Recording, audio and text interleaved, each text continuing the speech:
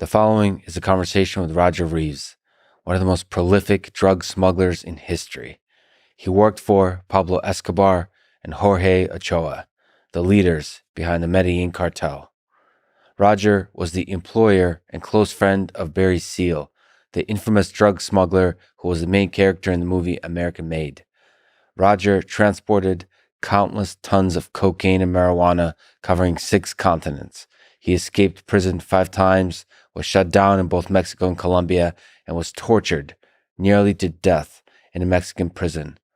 Through all of this, his wife Mari, the love of his life, was there with him, and when he was in prison, she waited for him. He recently got out of prison, where for many years he worked on his memoir called Smuggler. This podcast is an exploration of his story. Quick mention of our sponsors: Noom, Allform, ExpressVPN, Four Sigmatic, and 8 Sleep. Check them out in the description to support this podcast. Let me say a few words about Roger Reaves, Pablo Escobar, and the war on drugs. This conversation with Roger is unlike any I've ever done. In the eyes of many, including the law, Roger is a criminal, a bad man who has added to the suffering in the world. But he never directly engaged or participated in the violence, unlike his bosses, Pablo Escobar and Jorge Ochoa. His crime was the transport of drugs. I thought about this, and about Pablo Escobar, who was at once both a brutal murderer and a Robin Hood figure who helped the poor and was loved by thousands, if not millions. We sometimes idolize murderers and destroy good, honest men. We give power and money to corrupt politicians and dictators that starve and murder their own people. Given this, I think about what makes for a good man and what makes for a bad man, and who decides.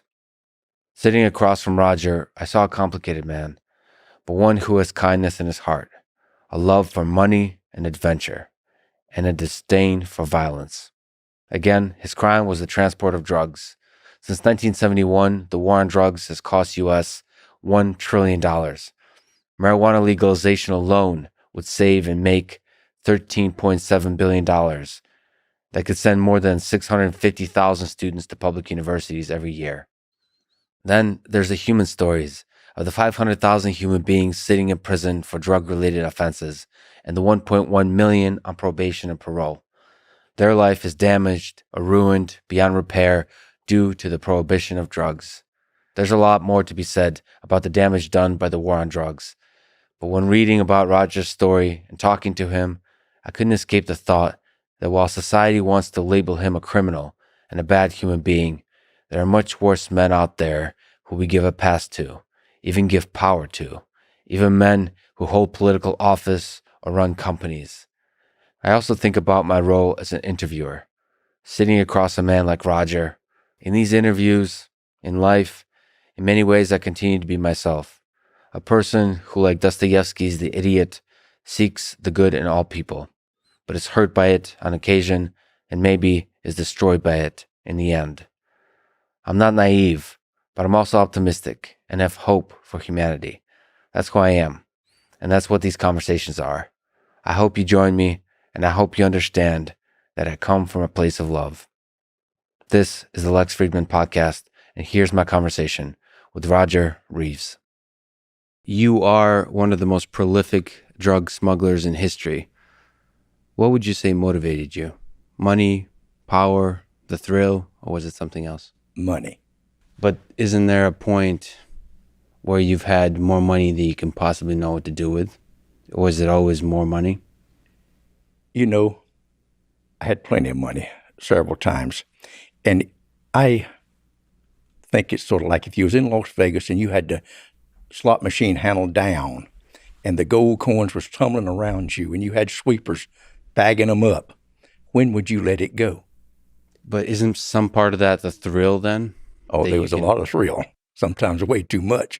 You made certainly tens of millions of dollars, probably much more. What memorable experience did having that much money make possible for you?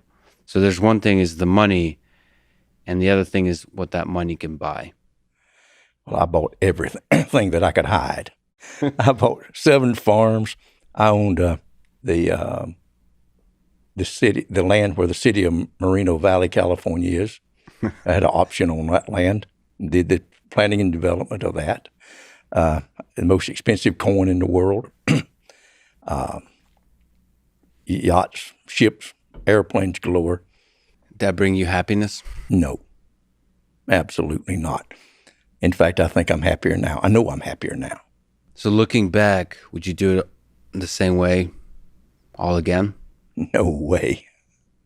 Really? Even the thrill of it? Not even the thrill of it. It wasn't worth 33 years in prison being away from my lovely family. So money. What about the power? Just being on top of the world where nobody can, not the governments, the police, all the big bad agencies chasing you, and you could do whatever the heck you wanted. As far as having to look over your shoulder everywhere you went and every phone call you made, make sure that you was naked with somebody in the ocean before you talked. It's rather uncomfortable. Yeah. I like to make phone calls the same way. What was it like meeting and working with Pablo Escobar, the leader of the Medellin cartel?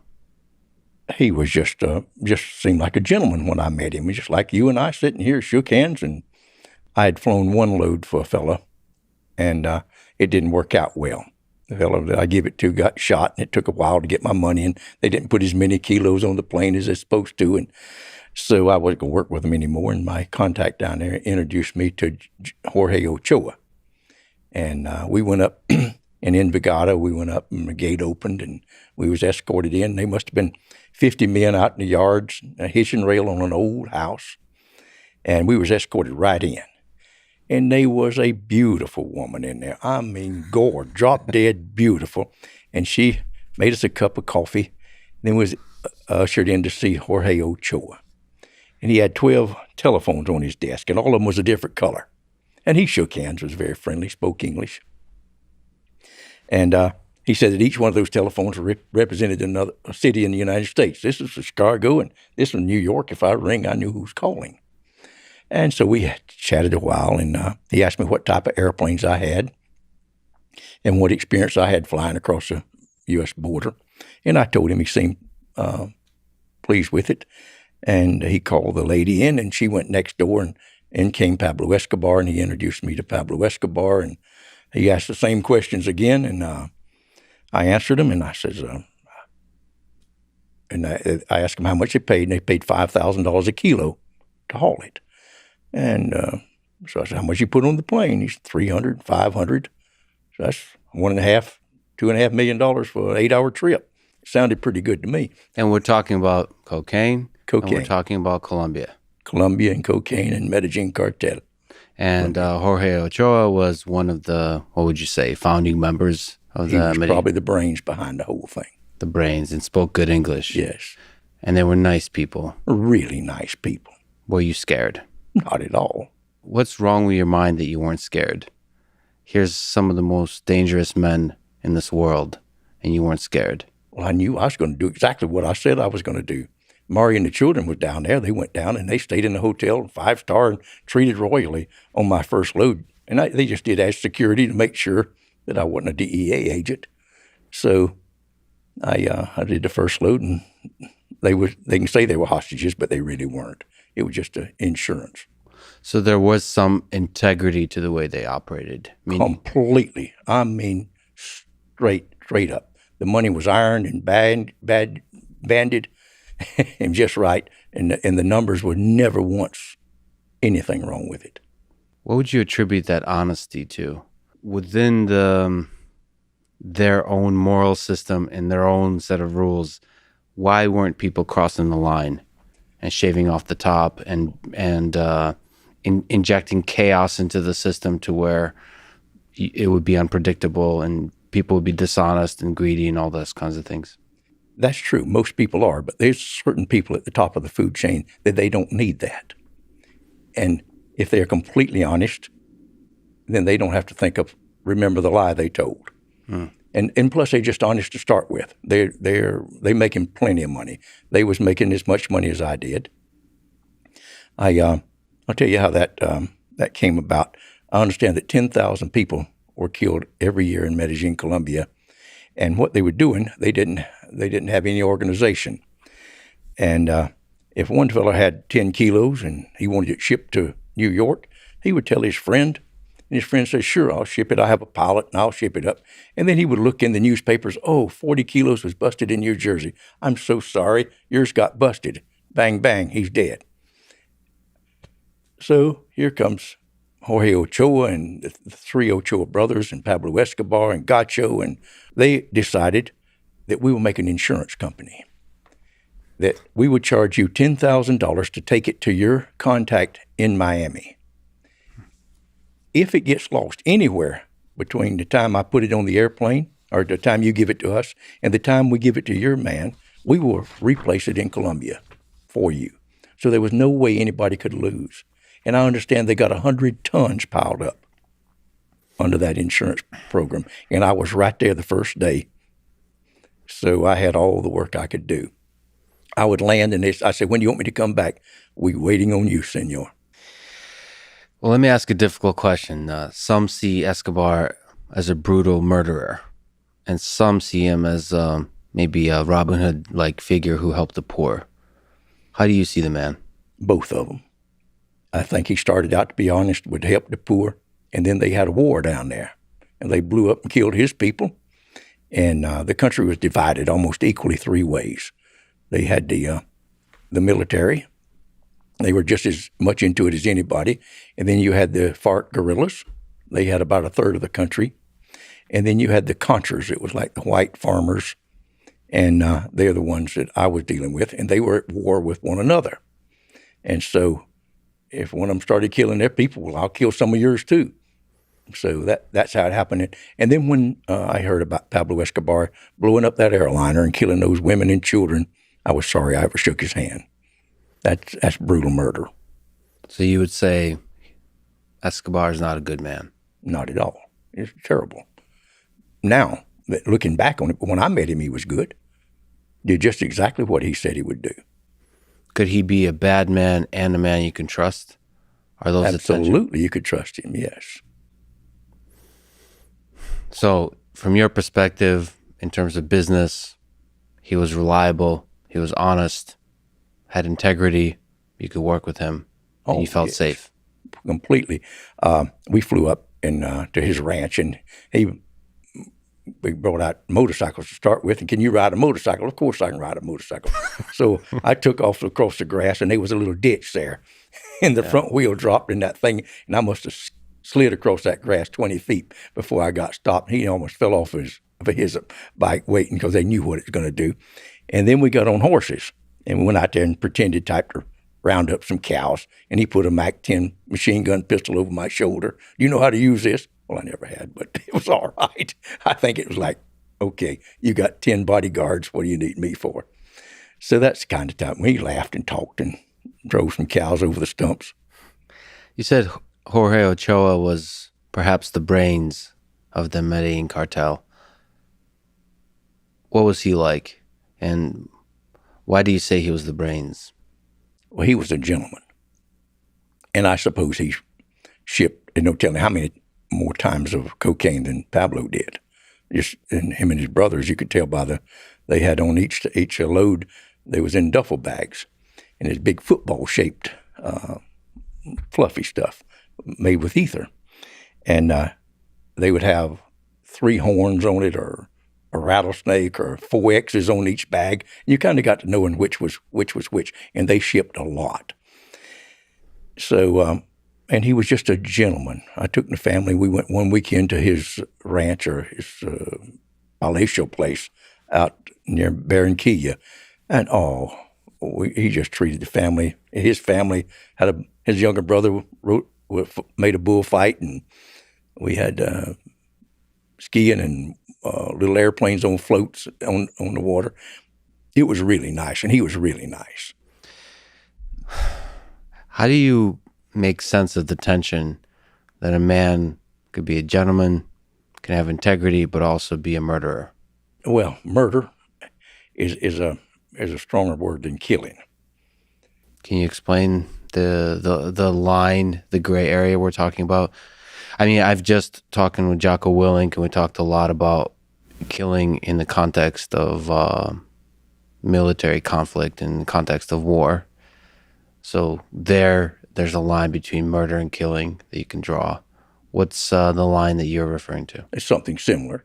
If people are shooting at you and you shoot back and kill him, that's not murder whatsoever. It's he's trying to get away or out of the situation. But if some woman don't pay you and you send a hitman over to kill her and her children, That's murder. That's murder. Was Jorge involved in those kinds of things? I don't think so at all. He was just such a gentleman. He had a restaurant before, and he was just smart. I understand that the first 10 kilos he sold, he was sitting on a motorcycle in the sidelines in a parking lot. And when the DEA come in, he sped away. So he didn't come back to America. He was just smart. Some people just are savvy. And he was such a gentleman. And the whole family, the mother and the father, the two brothers, their sister. I was there when she was kidnapped. And finally, he kidnapped our I guess, 100 leaders of the FARC. And said, all right, when she don't come back, none of these are going to come back. So they made a deal. Is there something you can say about the power structure, the hierarchy of the Medellin cartel that you interacted with? Was it a dictatorship where Pablo ran everything? Was there a bunch of power centers? Was it like a company where you have CEO, CTO kind of thing, and then there's like managers and all those kinds of things? How did it run from a leadership perspective? I understand that about 5 of them got together and made this, I will call it an insurance company, and now known as the Medellin Cartel. And I didn't see any difference. Each one of them had their own business, and their people from the jungle or wherever made the cocaine, gave it to them, and they shipped it. And so it didn't seem to be any power play between them at all. But my main contact was Jorge Ochoa, and Pablo Escobar was right there. And I saw plenty of stuff for him, too. It's strange that they didn't betray each other regularly. Greed makes men betray each other. How do you explain that? How much betrayal did you see? I didn't see any. Absolutely none. If they shipped his 100 kilos, he got paid for it. If the other one shipped his, I'm sure they got paid for it. How do you explain that? Well, there was no need to. The money was just unbelievable. You think about 500 kilos in the plane at $50,000 a kilo at the time. And they paid $5,000 to ship it. And they made $5,000 without even touching it. They just had somebody to load it onto the airplane. I gave it to their man in Miami. They gave it to whoever it belonged to by the marks on the duffel bags. So they was making just untold millions. Just no reason. But greed can blind men. It's still strange to me that there was not more betrayal.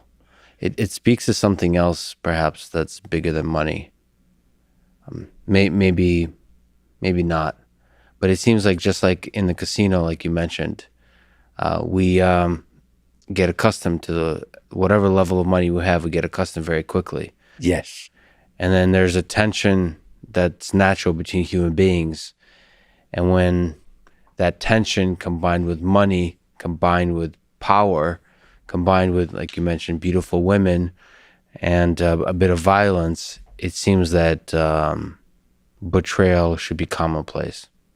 But it's not. It wasn't, not at all.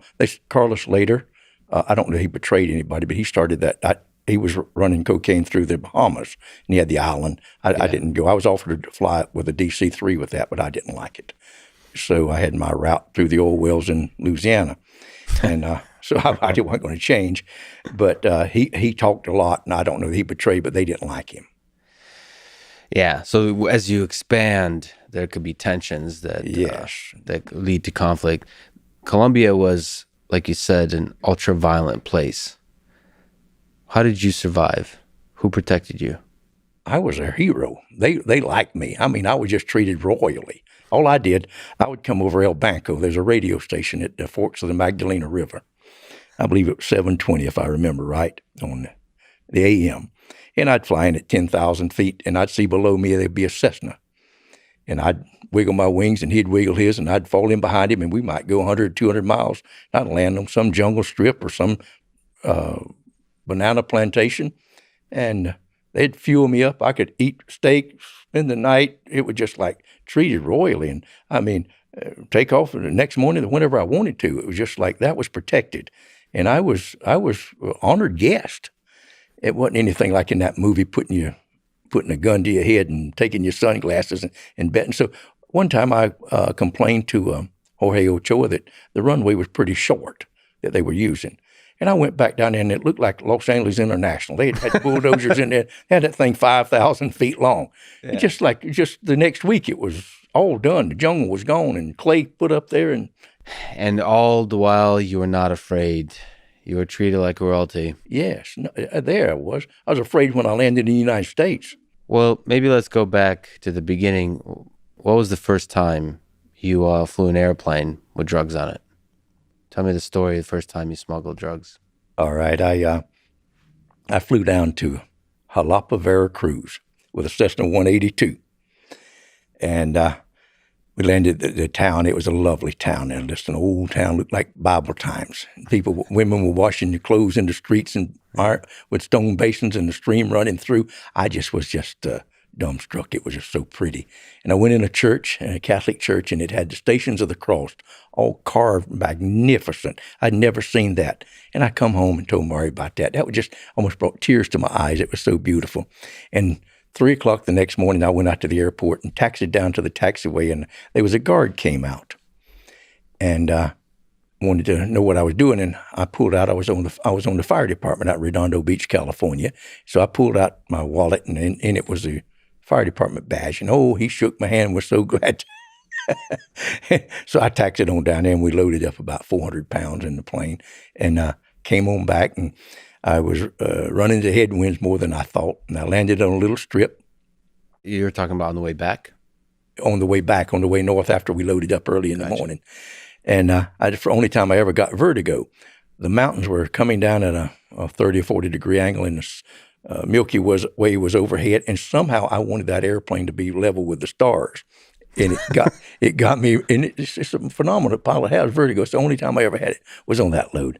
So anyway, the wind was on the nose of that Cessna, and I wasn't going to make it to the dry lake where I had fuel.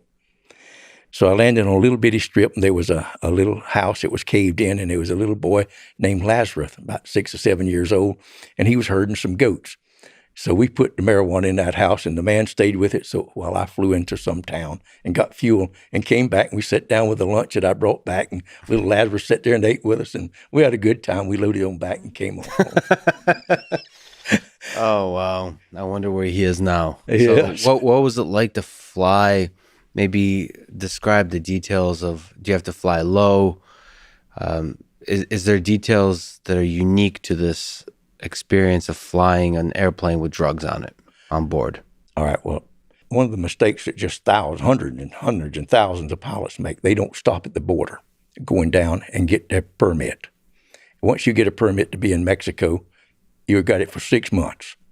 You can go anywhere, any fishing village, any little town, any little place, show them this and you're welcome. Mm-hmm. If you don't have that, you go straight to jail. So you go down there and you think, okay, they're going to have fuel for me to come back and so forth. Oh, sorry, senor, that was had a rusty leak in it. Mm-hmm. We don't have any. Well, you better be able to go to town and get it. Yeah. So that's what I did. And when I was coming back for several years, I would fly up at Mexicali and cross the border right at Calexico. I would act like I was landing on the Calexico side just after dark. Mm-hmm. And then I would zip across the border and I go over to the Salton Sea and go below sea level, 100 and something feet, I believe 170 feet, and come on up and go out there above Palm Springs and land out 29 Palms in the desert and put my stuff under a Joshua tree and fly into town and get my pickup and go on back out and get it. And that was fun. And then it got really dangerous. They had Operation Starlight, I believe was the name of it, and they caught a lot of pilots coming across the border. So I changed it, and by that time I was flying bigger planes. I was flying Beech 18s. And I would refuel in Mulahey halfway down on the Baja Peninsula. And then over in the middle, 20 miles from the nearest road, was a was a goat ranch where they milked goats and made cheese. And I would go there and unload the load coming up out of anywhere in southern Mexico. And I would land there, and a guy named Juan we'd put the marijuana under the trees, and I'd fly in the mula hay, and they'd wash my plane and gas it up, and I'd eat a lunch and rent a room for a few hours and take a nap and a shower, and then go back in the afternoon and fill up. And then I would go northwest out of there and fly 200 miles off the coast to the island of Guadalupe. And from there, I would fly on a more northwestern heading about 300 miles out over the Pacific. And then I would come in behind the Santa Barbara Islands, down low, and then I'd come up and go out in the desert and land. And I did that for the rest of the marijuana trips. What was the hardest part about flying those routes? The hardest part was getting good marijuana. So the hardest part isn't the flying. The flying was just like driving your car down. But then I had people that would bring me on trips that were just unworthy of an airplane. Like when I'd land on a highway, and in the rainy season, I would come back to land again, and the guy wouldn't think about it, and he'd have like little hills on both sides, and the wings were out there. Well, the grass and the weeds would grow up, and it sounded like, it sounded like tearing the airplane apart when those wings hit, mowing the grass down both shoulders of the airplane. Oh, wow. Or the weeds would grow up high in the tropics. So some of that stuff was bad, and getting bad gasoline and telling me that land here in the light and knock the wheels off when you land. Oh, you should have landed a little further up here, senor. There's a ditch down. Yeah. That sort of thing. What was it like landing on a highway? And when did you have to land on a highway? I landed at a highway most of my life, most of the times. In Mexico, first time I went down, there was a place called Pichilingui, and it had a 900-foot strip. And I would fly down, and I'd carry gasoline with me, and Mari and I would go to the grocery store and buy all kind of little goodies and candies and toys to bring to the children. And that sand strip in the bend of a river was just too short to take off with a load. So there was a young man there named Pedro, must not weighed much over 100, maybe 120 pounds, and he'd get in a plane with me.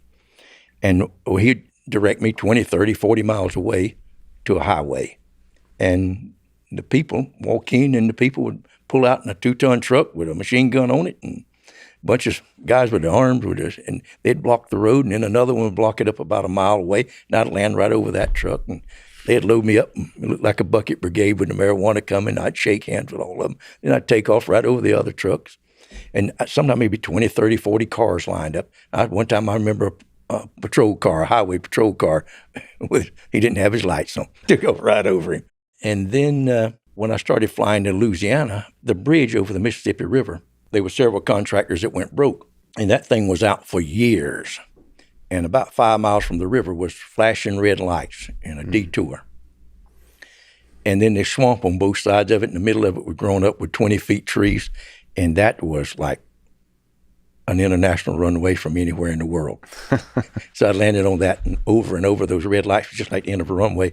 And then the next morning, we'd go out there and scrub the marks off the highway where I'd landed before daylight. Wow. Let's go to somebody you've known well, somebody who's also a drug smuggler, is Barry Seal. Who is Barry Seal? How did you meet him? Barry Seal is a friend of mine. Mari and I and the children went down in Honduras, and we went up Lake Azul, I believe it was, and we were looking at a ranch to buy. I was looking for something in Central America where I'd have a halfway place. Mm-hmm. Oh, it was lovely. We stayed up there for some days, and our clothes got muddy, and we went in the river and all kind of things. So we got to San Pedro Sula, and we was going back to New Orleans. So we went to the cleaners to get our clothes, and most all of them was in there. And the guy, oh, senor, they'll be ready tomorrow morning. We're not ready now. Well, the plane leaves at 9 o'clock or whatever. So I told Mari for her and the children to go into the airport because it'd be easier for one just on a standby flight. So I went to the laundromat for the clothes, And they were ready, and there was a pile of them. And I put them on my back and got in a taxi, and the old taxi was driving with it, and I'd give him $100 to go faster, and he just blew his horn more rapid. So finally, we got to the airport, and I jumped out and ran around on the tarmac, and here's a brand new 727 taxiing out. Wow. Oh, no. So I'm waving to the pilot, and he's a young fella. He waves back. Then I see Murray's face in the cockpit, and the nose goes down where he puts on brakes, and he laughs, and he puts the stairwell out. And I run for the stairwell, and he pulls it back up and goes like a hitchhiker, going to pick you up and go again. Then he put it out, and I got on, and the whole crowd clapped, and I'm coming on with that load of clothes. So I go way down in the middle, and the plane's full, and Miriam, my daughter, was about 9 years old then. And she was sitting in the middle, and by the window was Barry Seal. Of course, I didn't know it. And I sat in the middle, and we took off, and the wheels come up with clunk. And then I got up about 5,000 feet, and we had a little clunk, clunk. And she said, "What was that, Daddy?" And I said, "He just turned on his autopilot."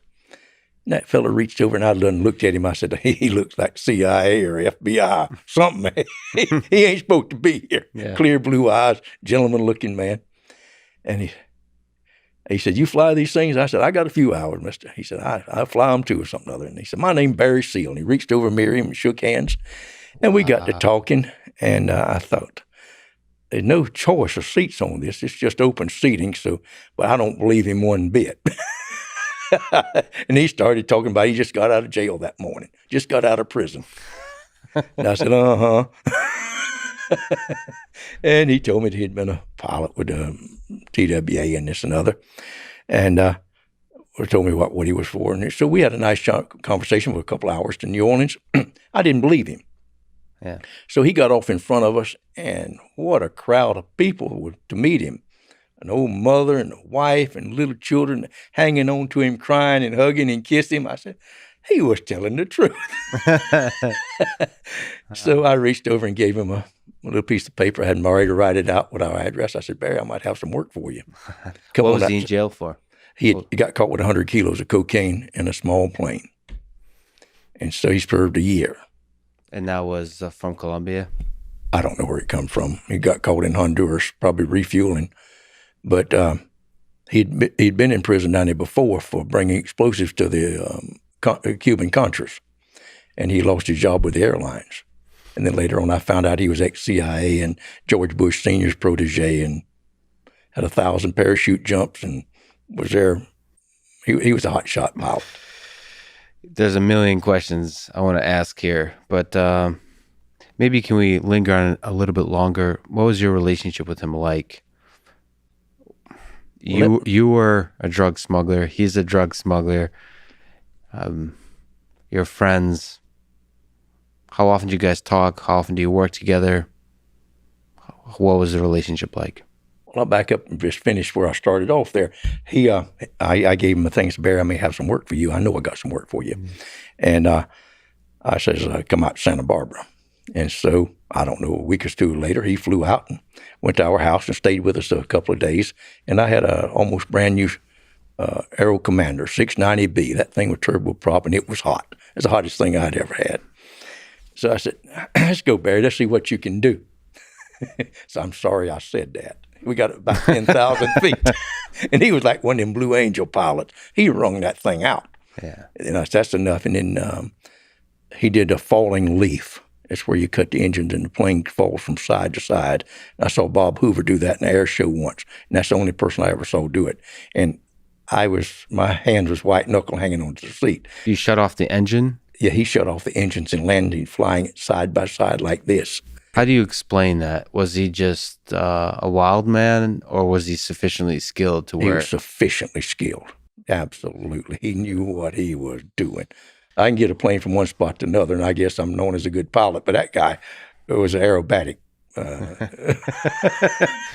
So anyway, he stayed with us a couple of days, and then I told him, I said, "This plane needs tanking." I said, "I got some work down in Columbia, needs to come back to Louisiana, and I need 2,500 mile range." He said, "I got somebody in Mena, Arkansas to do that and keep their mouth shut." So I gave him $10,000, and he flew away. And in a few days, he called me and says, "Come to my house in Baton Rouge." So I went out to his house in Baton Rouge, and I stayed with him for a few days, and that plane was tanked. I mean, beautiful from stem to stern. I could went from Bolivia to Canada with it. So he was. Then I hired him to fly, and he was funny. I paid him $1 million a trip. I paid him $2,000 a kilo, so about $1 million trip. And I didn't get paid until the people received it. They had to ship it to Chicago and New York, and then the money come back. So it was a couple of 2 or 3 weeks pipeline. Well, I had to pay him before he'd go again. I mean, and he bellyache. I mean, he'd moan and groan.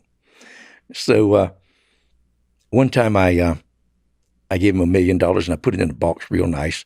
So how big is a box that contains $1 million? So we're talking about $100 bills? $100 bills. It's not very big. You can put it in a large briefcase.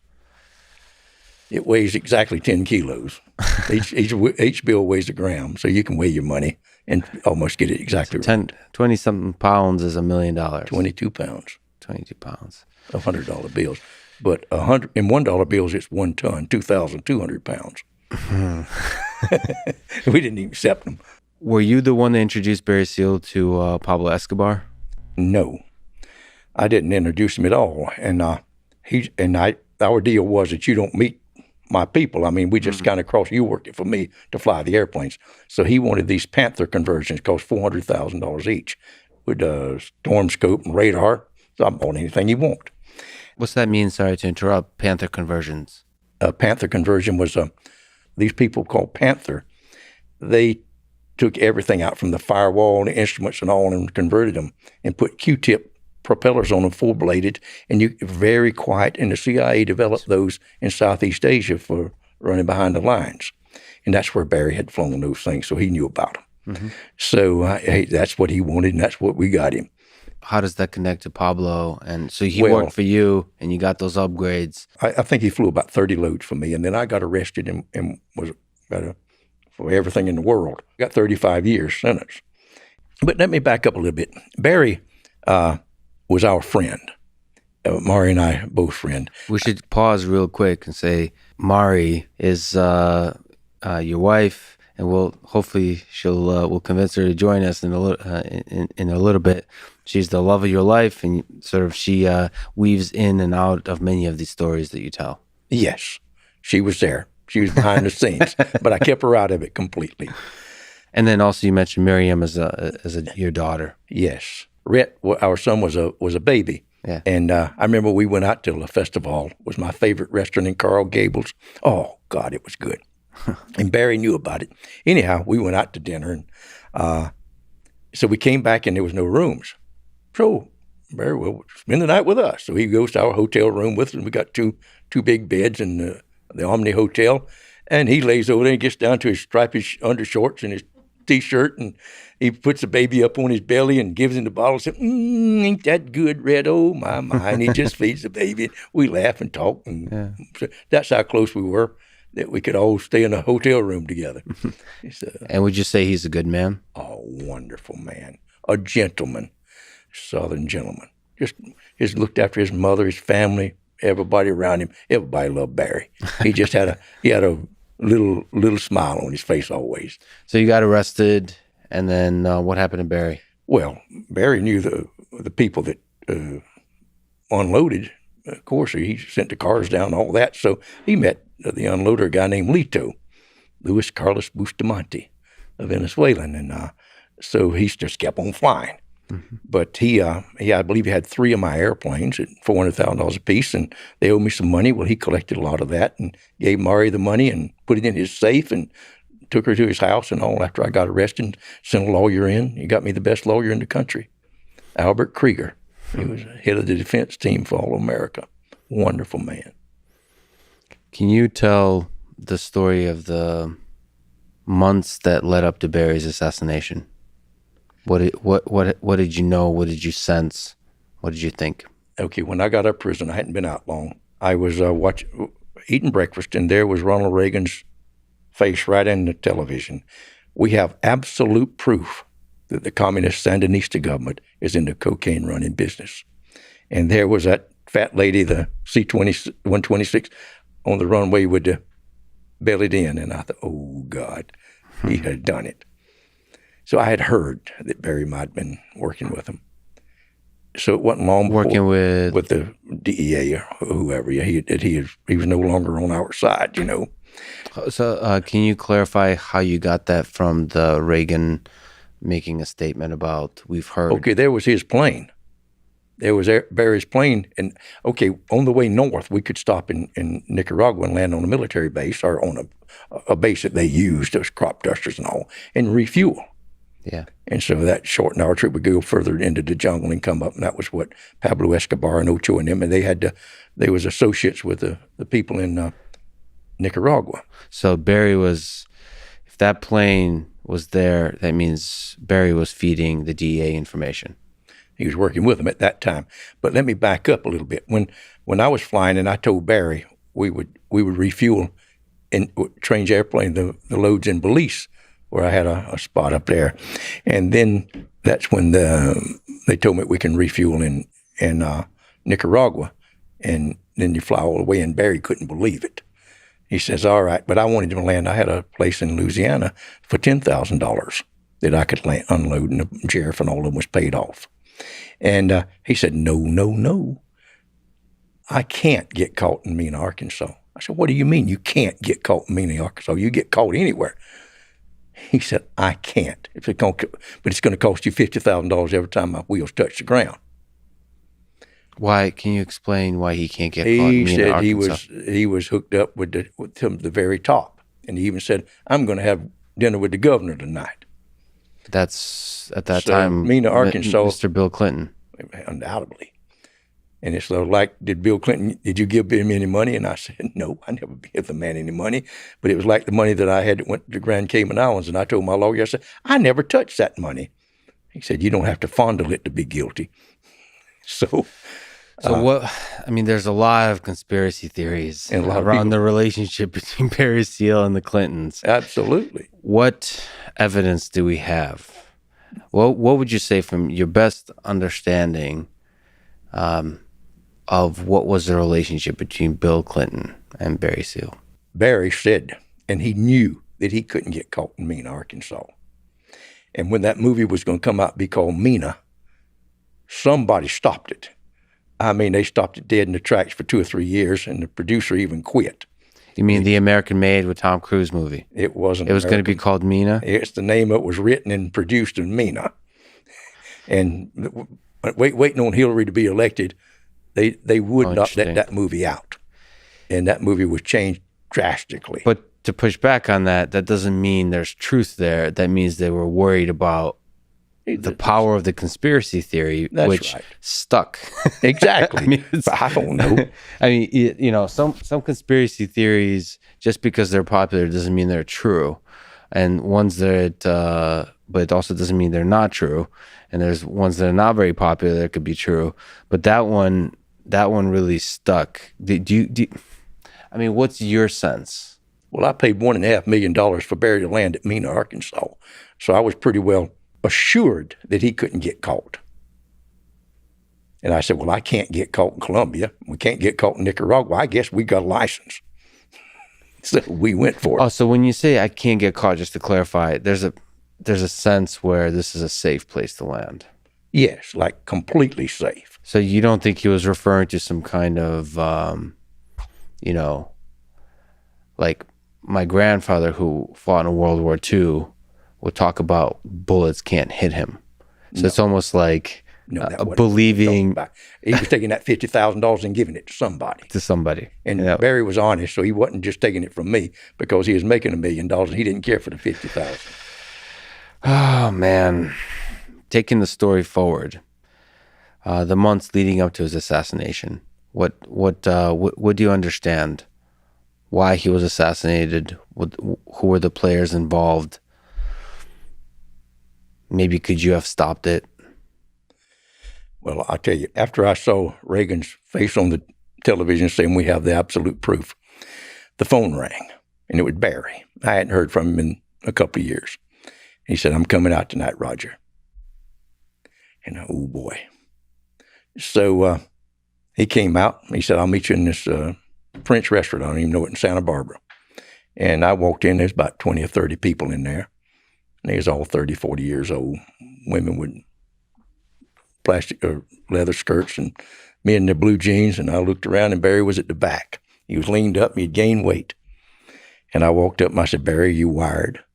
He said, "No." I said, "Well, I'm not going to talk to these DEA agents." He said, "Every one of them." So with jeans and skirts, I like it. Oh, boy. So I said, "Well, Barry, I'm going to sit you, and you just talk to me, buddy, and tell me what's on your mind." And he sat there, and he just went to talking, and he told me about that he was left holding the bag, and that. What do you mean by that? Like that nobody's supported him. Well, Nobody I think helped that him out. another. He was, and I don't know this. I mean, this is just what happened. Putting it all together, that he had some CIA buddies that was pretending we going to supply Oliver North with arms, and with that, you can land cocaine back here by the ton. So he's taking his little planes and putting some AK-47s and maybe ammunition or whatever, and takes it down to the Contras against the Communist Party of Nicaragua, where we've been landing. And Oliver North was involved in this. So when all that, and so his CIA buddies was certainly involved. We know they were. And Barry had been in the CIA earlier when he first got out of school. So when as I say, the shit hit the fan, they all fled and left Barry holding the bag. The CIA and the DEA. Yeah. No, not the DEA, the CIA. The DEA wasn't in on it. The CIA was selling that cocaine, bringing it in. And just to clarify, what's Iran-Contra scandal? What was the alleged involvement of the CIA in using drug trade to fund things? What do you know? What do you think is true? What should we know? Well, I know what I know is true, that Barry was taking a small amount of arms back to Central America and giving them to whoever Oliver North group were. Who's Oliver North was a colonel that got implemented and almost brought the government down. And so they said, all right, we're getting the guns from Iran, and we're taking cocaine to pay for them. Yeah. And since Congress won't give us money to fight this war, we're going to circumvent it. So that was a whole thing. So it was CIA's effort to circumvent the funding mechanisms of government by selling drugs. Yes, but it was a handful of renegade CIA agents that was Barry's friends that was making a load of money. Tons of it come up.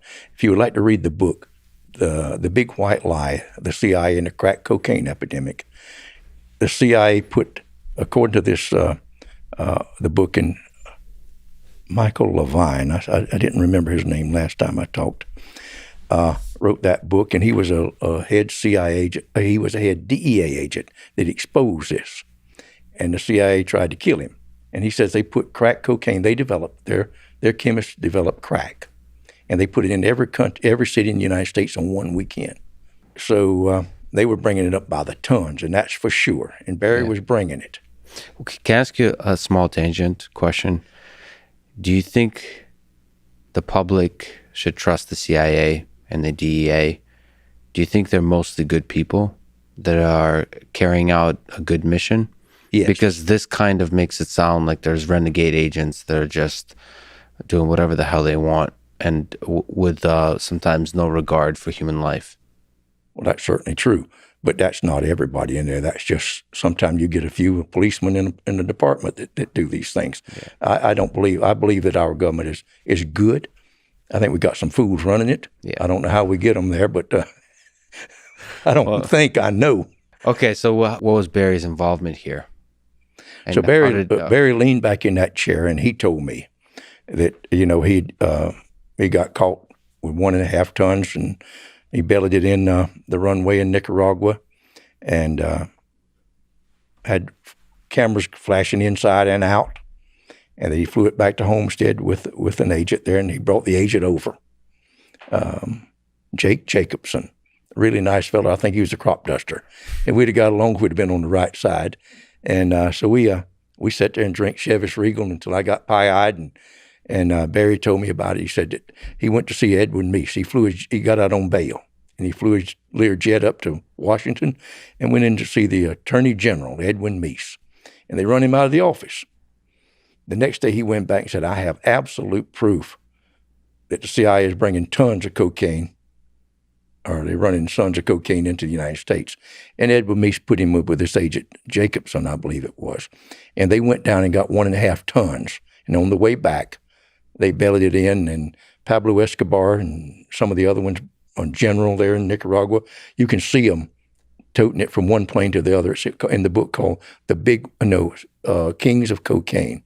It's got a mention of me too, and also the other one has a mention of me in it. Said I'm in more files for the DEA than Noriega.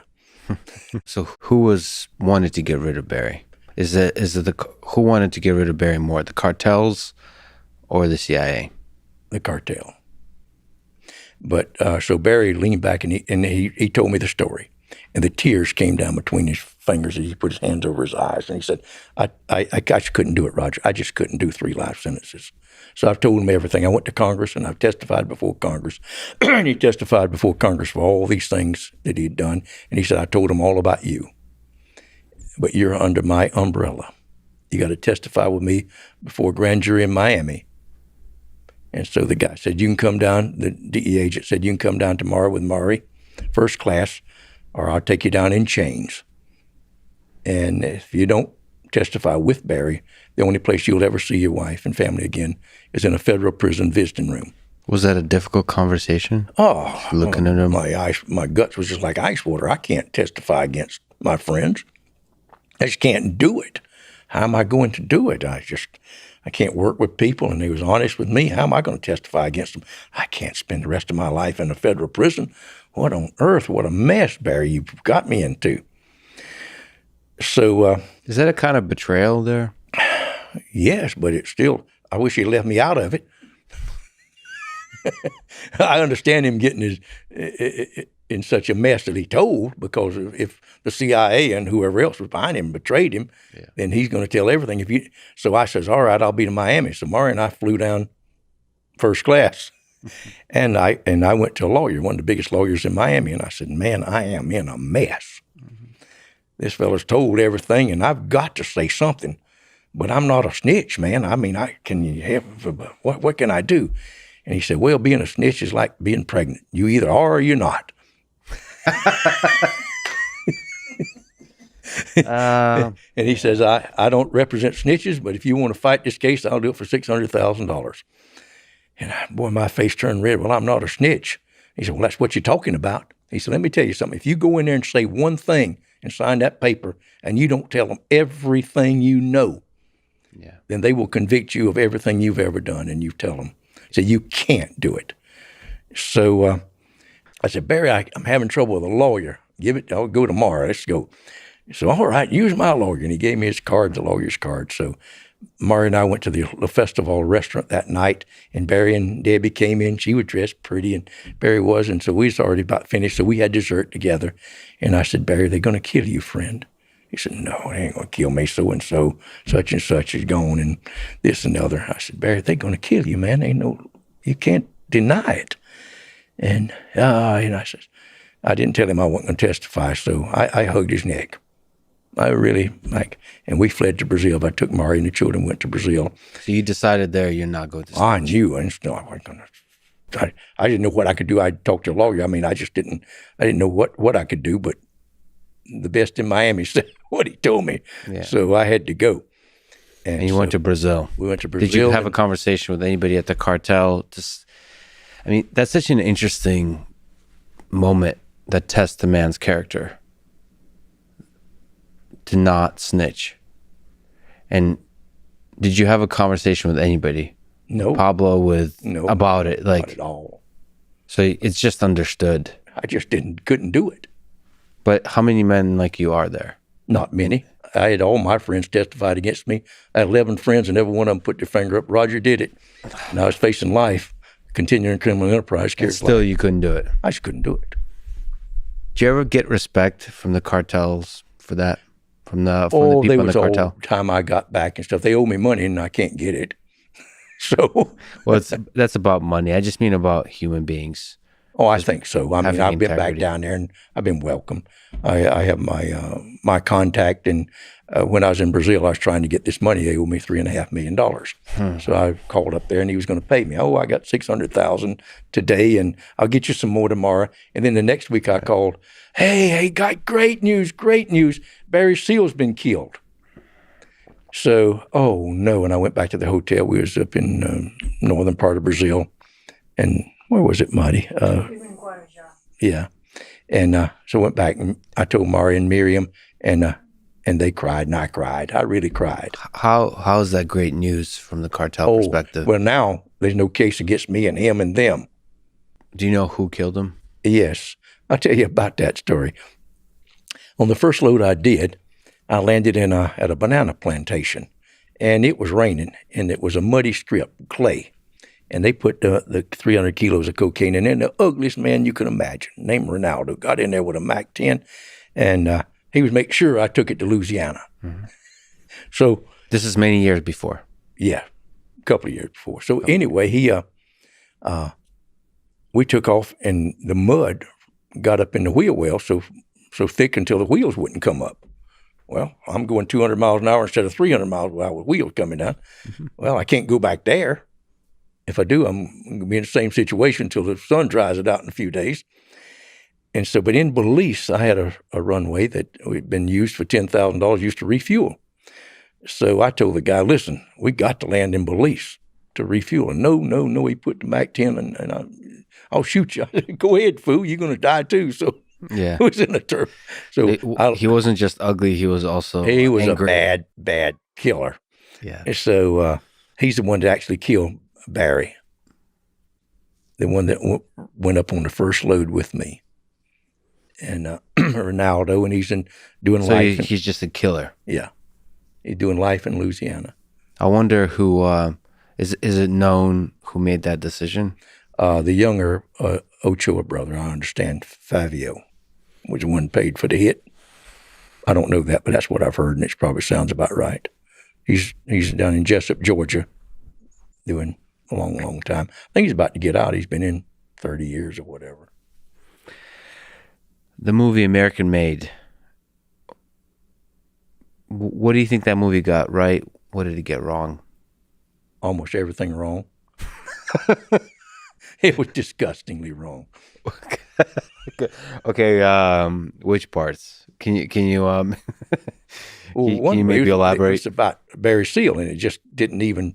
It was nothing. Whoever wrote it had no idea who Barry Seal was. Mm. They sat in a rocking chair and just tried to think of what was some baby bashing drug dealer doing.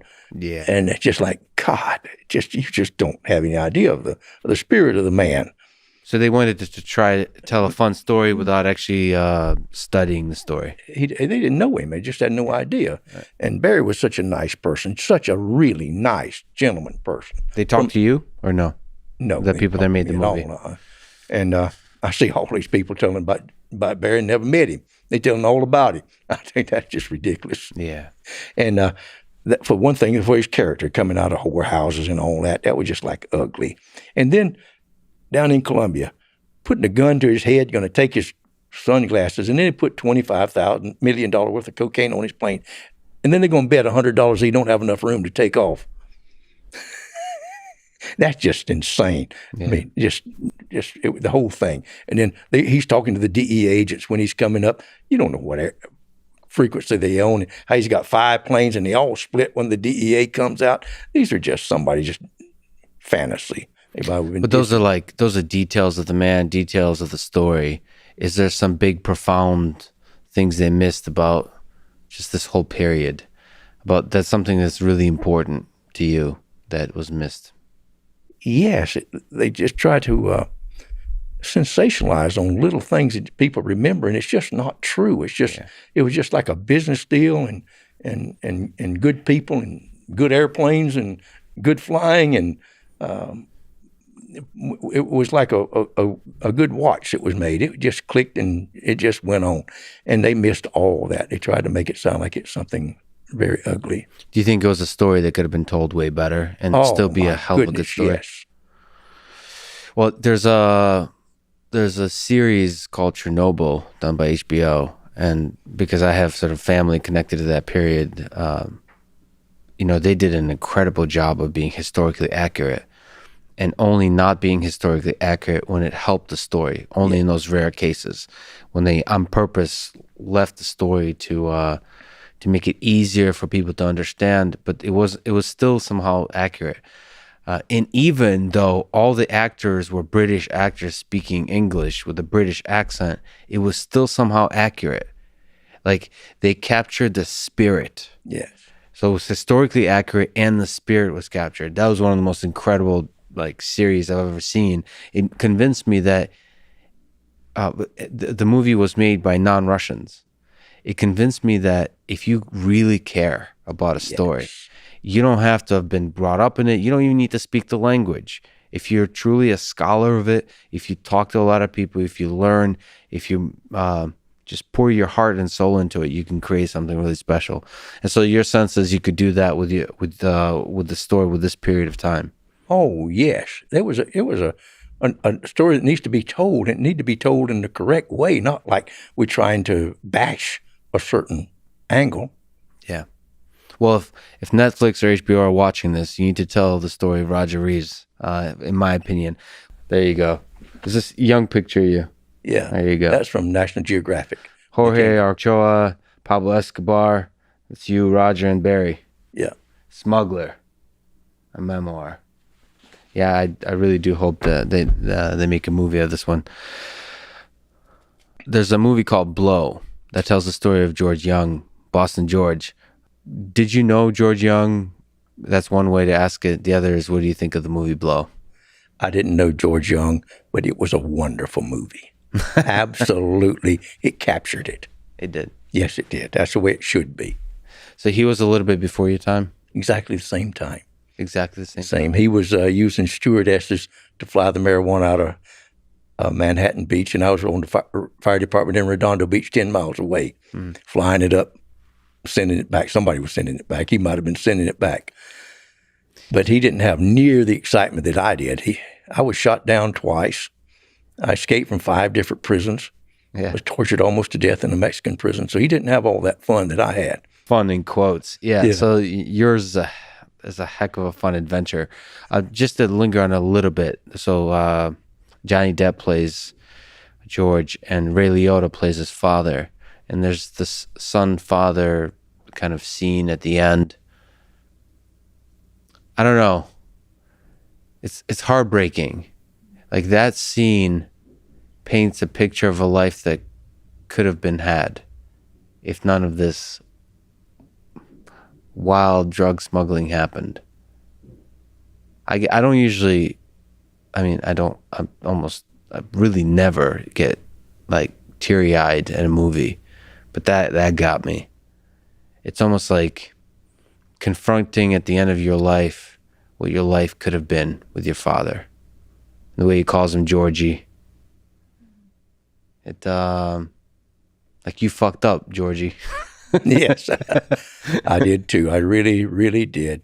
Mari waited for me all those years, and the children raised them without me, visited me in prisons all over the world. Just unbelievable. It's just nothing's worth that kind of money. Yeah. Can you tell the story of when you were tortured nearly to death in a Mexican prison? I sure can, and I'm smiling, but it was nothing to smile about, I can tell you. I was in a pool, and a gentleman came over and shook hands with me and put handcuffs on me. And I thought, what in the world? That was at one of the nice hotels.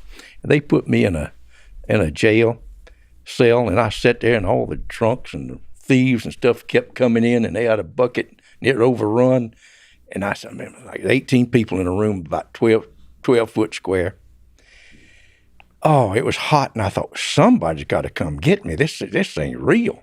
I hadn't done anything. Just like there was a pilot coming to see me up in Hermosillo, and he stopped, and he made a mistake and went to the international runway instead of where he was supposed to go. Mm-hmm. And he had my phony name in his pocket, so they got me.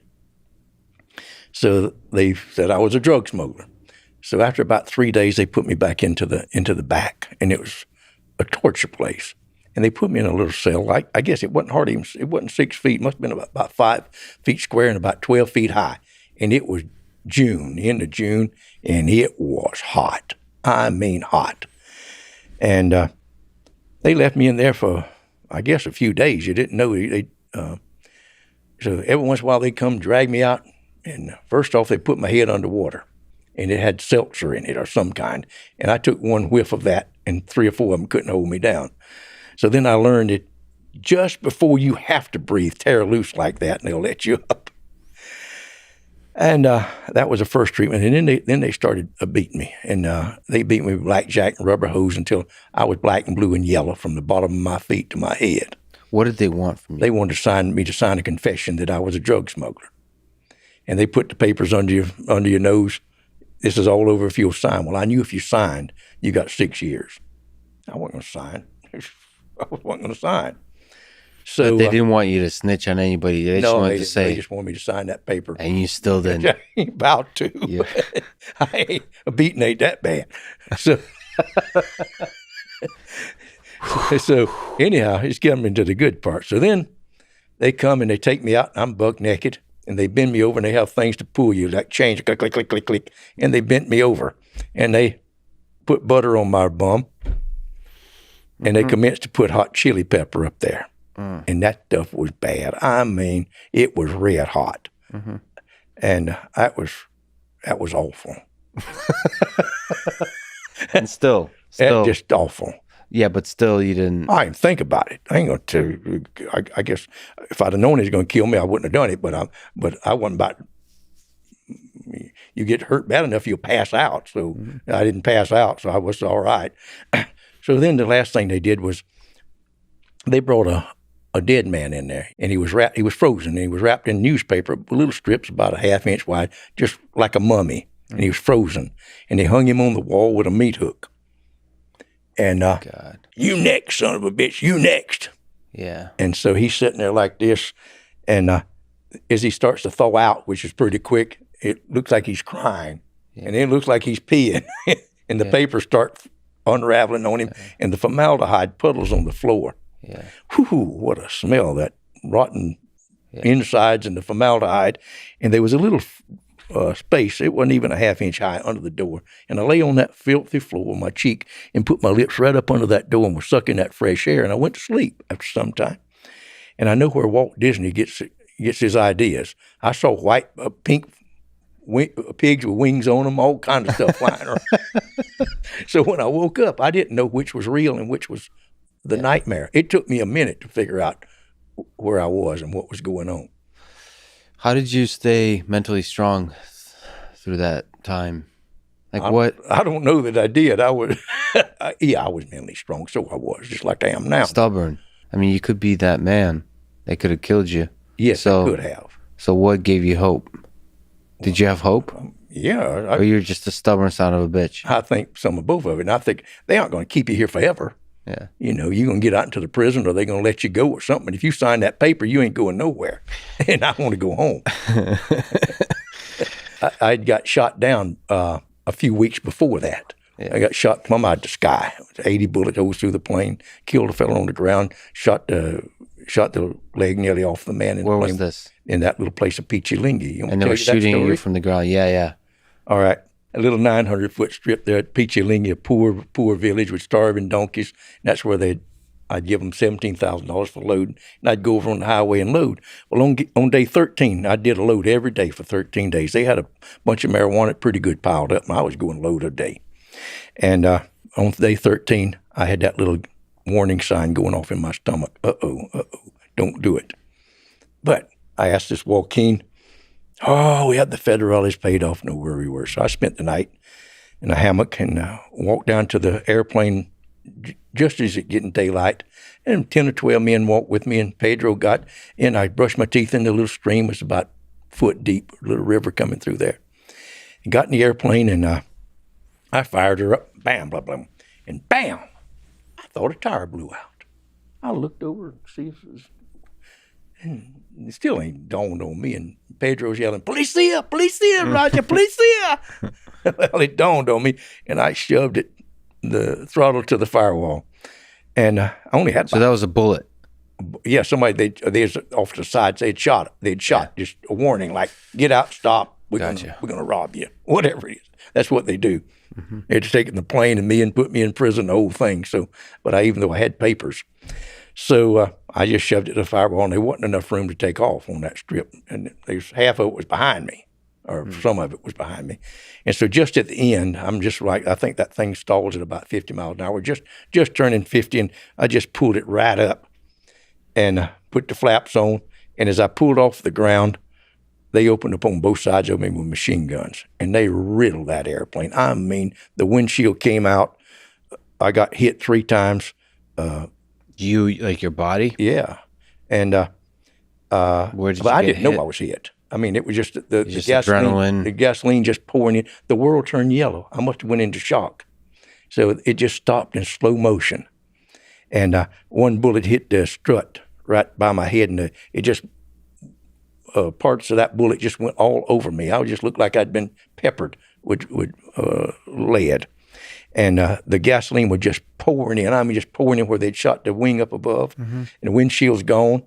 I can't, blah, blah, blah, it's just like a hailstorm. So I was... Airplanes stall or no? I was in a stall anyway, and I didn't realize it, and I guess you wouldn't unless you trained for it. But when you're in a stall, the elevator is kind of flappy. And I didn't realize it at the time. I thought they had shot the elevator cable in too. So I thought, oh God. So I just reached over and switched it off, pulled the mixture, pulled everything. And in the river, there was rocks about as big as this table, and they were like the turtle back all the way up until there was a waterfall. It was quite a pretty place.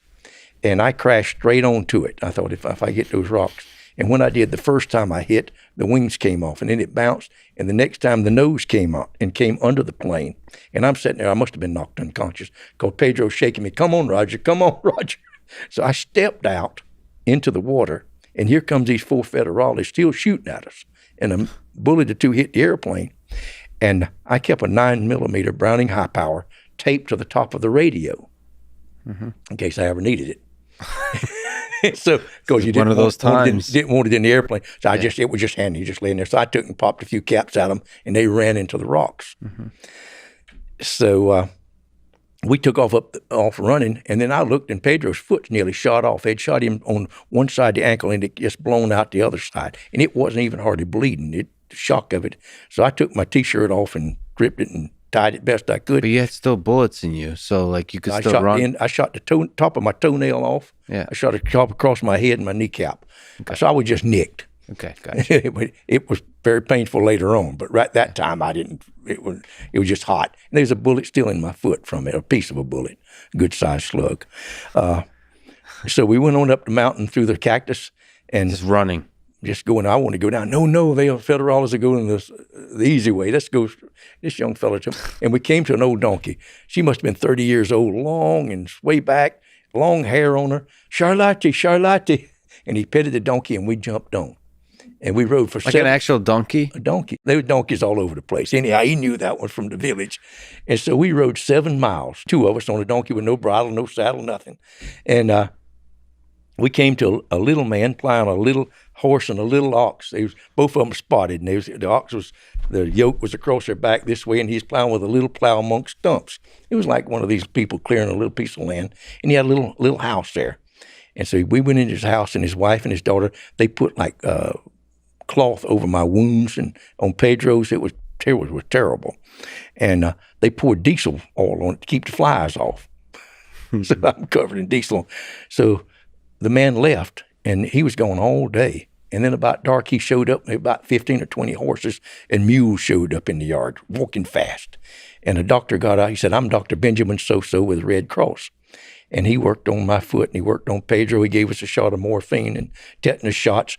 And he said, you got to get to hospital. He said, Pedro will die if he don't get to hospital. He said, they're looking for an American pilot that's been shot down. They think he's dead. There was a lot of blood in that airplane.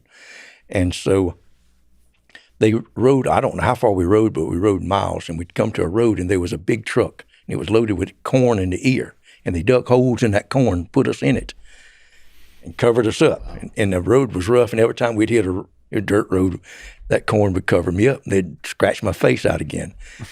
And when it came to the highway, we went into a house, and they got me some clothes. Mine was messed up.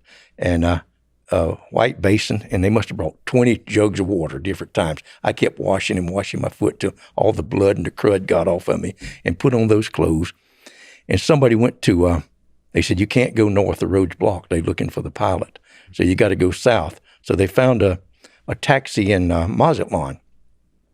And it was a rather new taxi, and the fellow would take me to Guadalajara, which was, 7, 8 hours south. So we got in that taxi, and they propped me up with sheets and blankets and pillows in the back seat and gave me these great big white pain pills, and I was quite content. Then I was shot down in Colombia also. What can you tell that story? I sure can. All right, I went down for a load of marijuana, and we got to the place, and we got there too early, and the guerrillas screamed, "You got to get out of here! You got to get out of here!" And so we went back to the place where we staged from, and refueled. I had a beautiful DC-3, carry 3 tons, and so while I was waiting, I ate something for lunch, and I went around behind the house. We refueled the plane up. I had to wait till late in the afternoon. They wanted me to come just at dark so the military planes couldn't see me on their strip. So I'm laying in the hammock asleep, and I hear this terrible roar. And I look right up through the trees, and the ass end of 2 military jets going straight up. And they do a dive over, and they came back down the strip in front of that airplane, and they just tear it up with 50 caliber machine guns. They just showing out. Yeah. So I run for the airplane. I just give that guy $80,000, and he ran for the truck, and all the rest of them ran for the truck. I should have ran with my money, but I didn't. I ran for the airplane. Yeah. And the co-pilot got in. His name was Al. He got in with me, and 2 fellows got in the back. We had drums of fuel in there to refuel when we got down to the guerrillas. So we took off, and I couldn't get the gear up because I'd taken off in such a hurry. There's pins in the struts of a DC-3 and with big flags on them, and you have to take them up so that or the plane won't come up. So these jets swarmed on me, and they tried to get me to go. They kept telling me which way to go, and the pilot would be just as close as just right over there. I could see him. I just held up the old hippie peace sign. I didn't think they would shoot. I really didn't.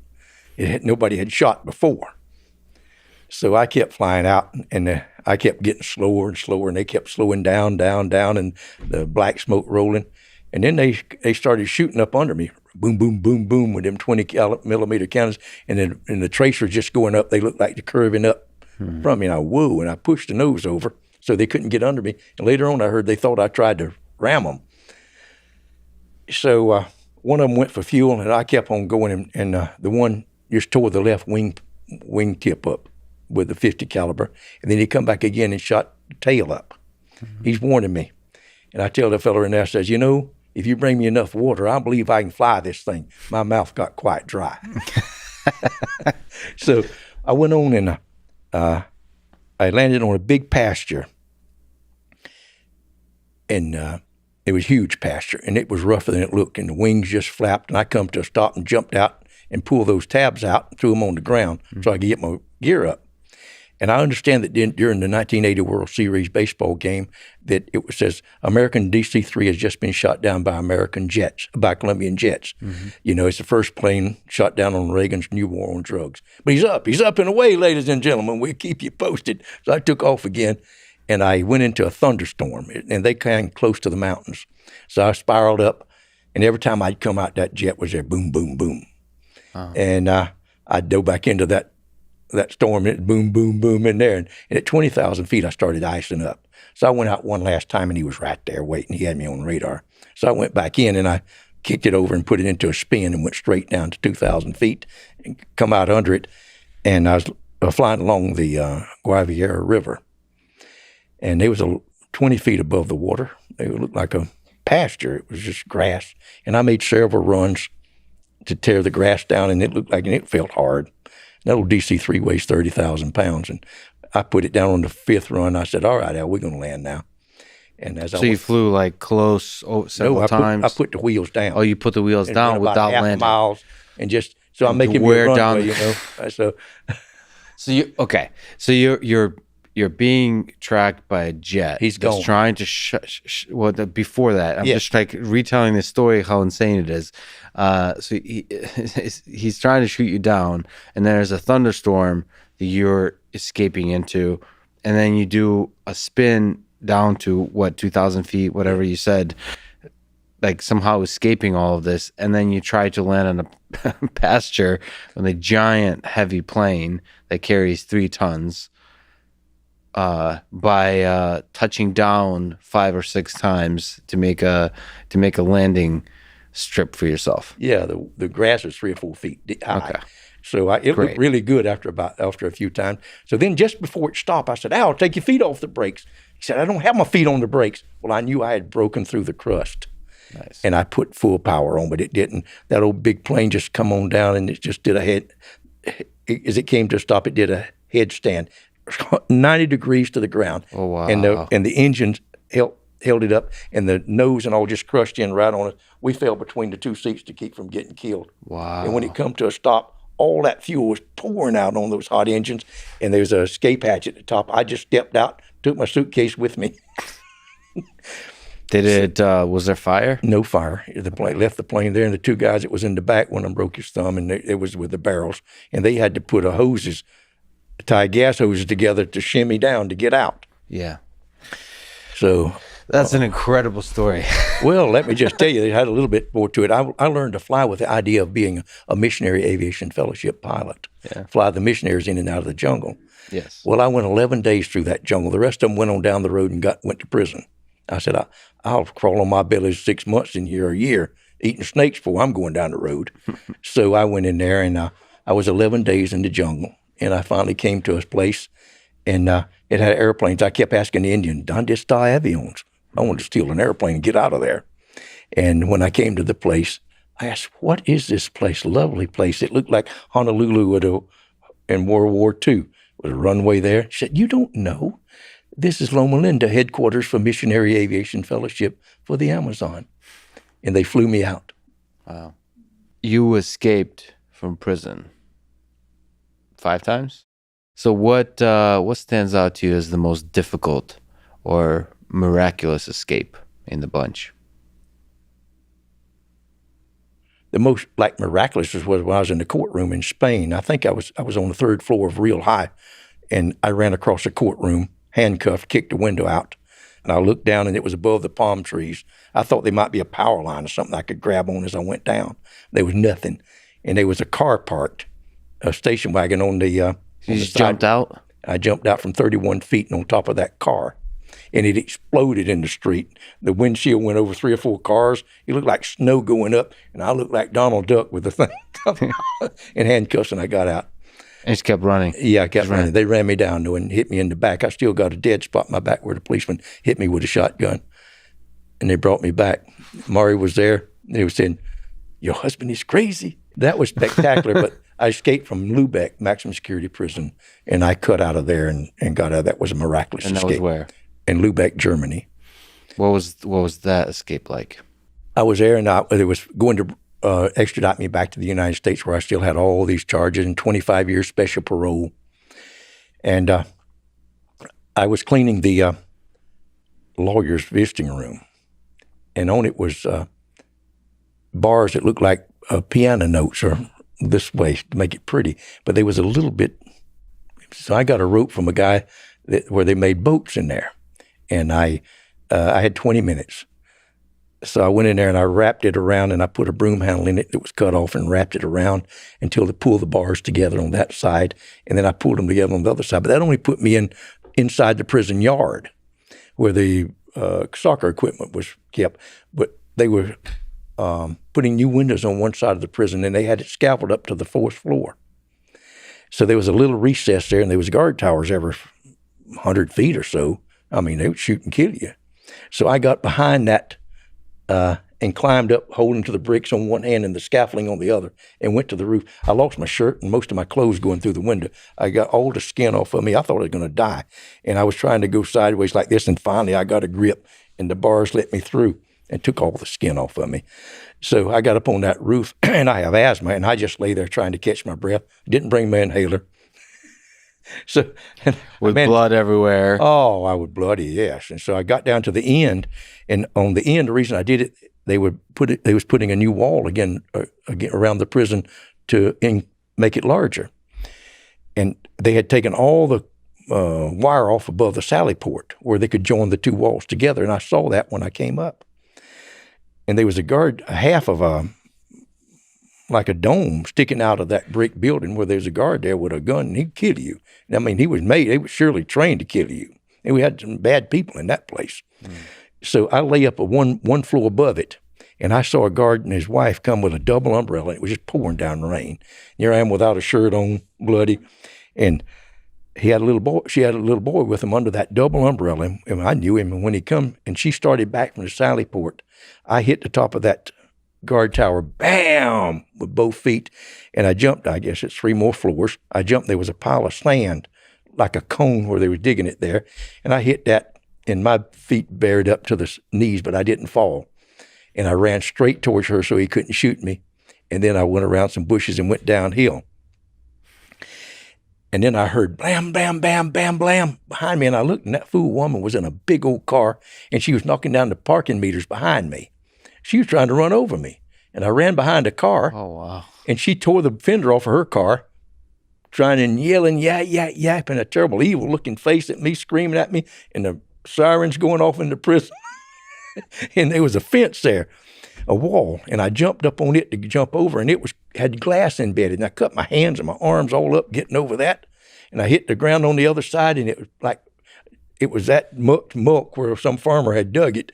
I dug in there, and Mari had slipped me $200 into prison, and I had that in my shoe, and I lost my shoes in that mud. But anyway, I got out of there and got to Holland. Really heck of a story how I did that. What was prison like, whether it's Germany or whether it's Australia? What were some of the darker moments in prison? The United States prisons are awful, evil places now. Just really, there's nothing nice about them. There's the guards. In L.A.? And everyone I went to. It seemed like the further east I went to Oklahoma, and it was nicer. But all of them on the West Coast, there was hatred there. And they got really stupid people hired, just incredibly. Oh, hatred by the guards. And the inmates. Like, I speak Spanish, and I walked into the Spanish TV room, and it was, Senor, no, you can't come in here. And I walked across to the black, hey, get out of here. White boy, it was just like, what? Man, I like all you people, you know? Yeah. And so I walked down to the white people and said, show us your paperwork. Right. You can't come in here until you show your paperwork. We don't let snitches and homosexuals and all this sort of stuff in here. So it's just like, man, I don't want to be in here. I mean, it sounds absurd, but you're saying like the basic humanity is gone. Completely. And the guards, it was just like, come here, Reaves. And I walk up to him, get the fuck out of my face. He sticks his chin out like for me to break his jaw. Yeah. Like, what in the world, man? I love people, and it's just... Yeah, you got this joy to you. Yeah. You have a joyful nature. And it didn't seem like that broke you. Not a bit. How did you persevere? Did you know, I didn't even think I persevered, but I try to enjoy my life wherever I am every day. I do. I ran every day, and like I told you, why do you run so, Roger? I said, to help me suffer these fools. And I played a game of chess every day, almost of my life in there. And I read 2 books a week, and I talked with people, storytellers, guys would come in and tell us another story, Roger. Give us a poem. Tell us one you never told us before. And so it was just nice. A lot of them Aboriginal boys, they picked their country music, and it was all right. Red, Morgan Freeman's character in The Shawshank Redemption, says the following: "These walls are funny. First you hate them, then you get used to them. Enough time passes, so you depend on them. That's institutionalized." Is there truth to that? 100%. I couldn't even see the walls, except whenever I was planning on escaping. In Shawshank Redemption, he spent so many years in prison that he almost didn't know what to do with himself once he left, once he was a free man. That's you get so used to the system, the rituals, having to follow orders. even being treated poorly, all those kinds of things that you become dependent on it? Well, down in Australia, I spent the first a little over a year in the shoe. It was like, did you see the movie, The Silence of the Lambs? Thank you, Monty. And he's there. I had five or six guards looking at me with a one-way mirror. Yeah. And that's whenever I thought I might never get out. I got a life sentence. I had all this time waiting here in Germany. And so they had a computer in there, but it didn't have a program on it. And I just started writing these little stories of stuff I did in my life. And I wrote one line, and I wrote over 1 million words with them looking at me. So it was after a year they let me out. It wasn't long before they put me in a place called self-care. And particularly, I was in what they call the Lifers Pod. There was 268 men in self-care there. And it was unbelievably good that we were left alone. Basically, they was there, or the guards were certainly there, but they had their shack, and we had apartments, four apartments to the building, and 6 men to the unit with your own door and a key to it, and a kitchen, dining room, freezer, refrigerator, and they allowed you $360 a week to buy groceries. And I cooked for about 16 years, and learned to cook good. And the people and other people have their specialties, and so that was quite. It wasn't so like being in prison. It was somewhat living with me, and it was difficult, man. I had some good fights and carry on, but you don't get along with everybody. But then whenever I came back to the United States, I was laughing and talking. And when I got off the plane in L.A., I had three marshals with me from Australia. I was slammed upside the wall. I mean, hard, put ankle bikes on and handcuffed so tight till they cut my vein off. Face forward, lands apart. Good gracious. And walked me 50 steps, and he turned me over to the marshals, and they took part of that off. That was a border patrol that was there over my marijuana charge from 1977. Yeah. I did 11 years for parole violation. Now they want me for more violation. And they put me down in Los Angeles, they put me in, the marshals put me in there, and they put me in isolation. I thought, what in the world they got me for isolation for? I haven't done anything. How long did you spend in isolation? More than 6 months. So I, after 3 or 4 days, as the little Judas window slide open, and a nice-looking man in a suit come there. Hello, Reaves, just want to see what you look like. I saw you in a National Geographic documentary, and it does me pleasure to keep you in isolation. And he slammed the thing, and I couldn't get out of there. And by law, the U.S. Parole Commission is supposed to give you a hearing within 90 days. So Murray paid a lawyer $7,500, and he never picked up the phone. Somebody got to him. Who's that somebody, you think? Christopher Cannon was his name, and I don't know who got to him, but he didn't do anything to get me out of there. Yeah. I got one 15-minute phone call a month, and I couldn't get out. So then after 6 months, they shipped me to, put me on Con Air, double shackled and black box on my hands, and I went to Oklahoma, and they let me out on the floor. I couldn't imagine. Then I could call after a couple of days, and they said there was a man here from Washington give you a parole hearing. You only got here at 3:30, so he left. He said he'd be back next year. What? I've been in now over 6 months. So then there was a lovely little lady. She was a case manager or something. She said, you can ask for parole on the record.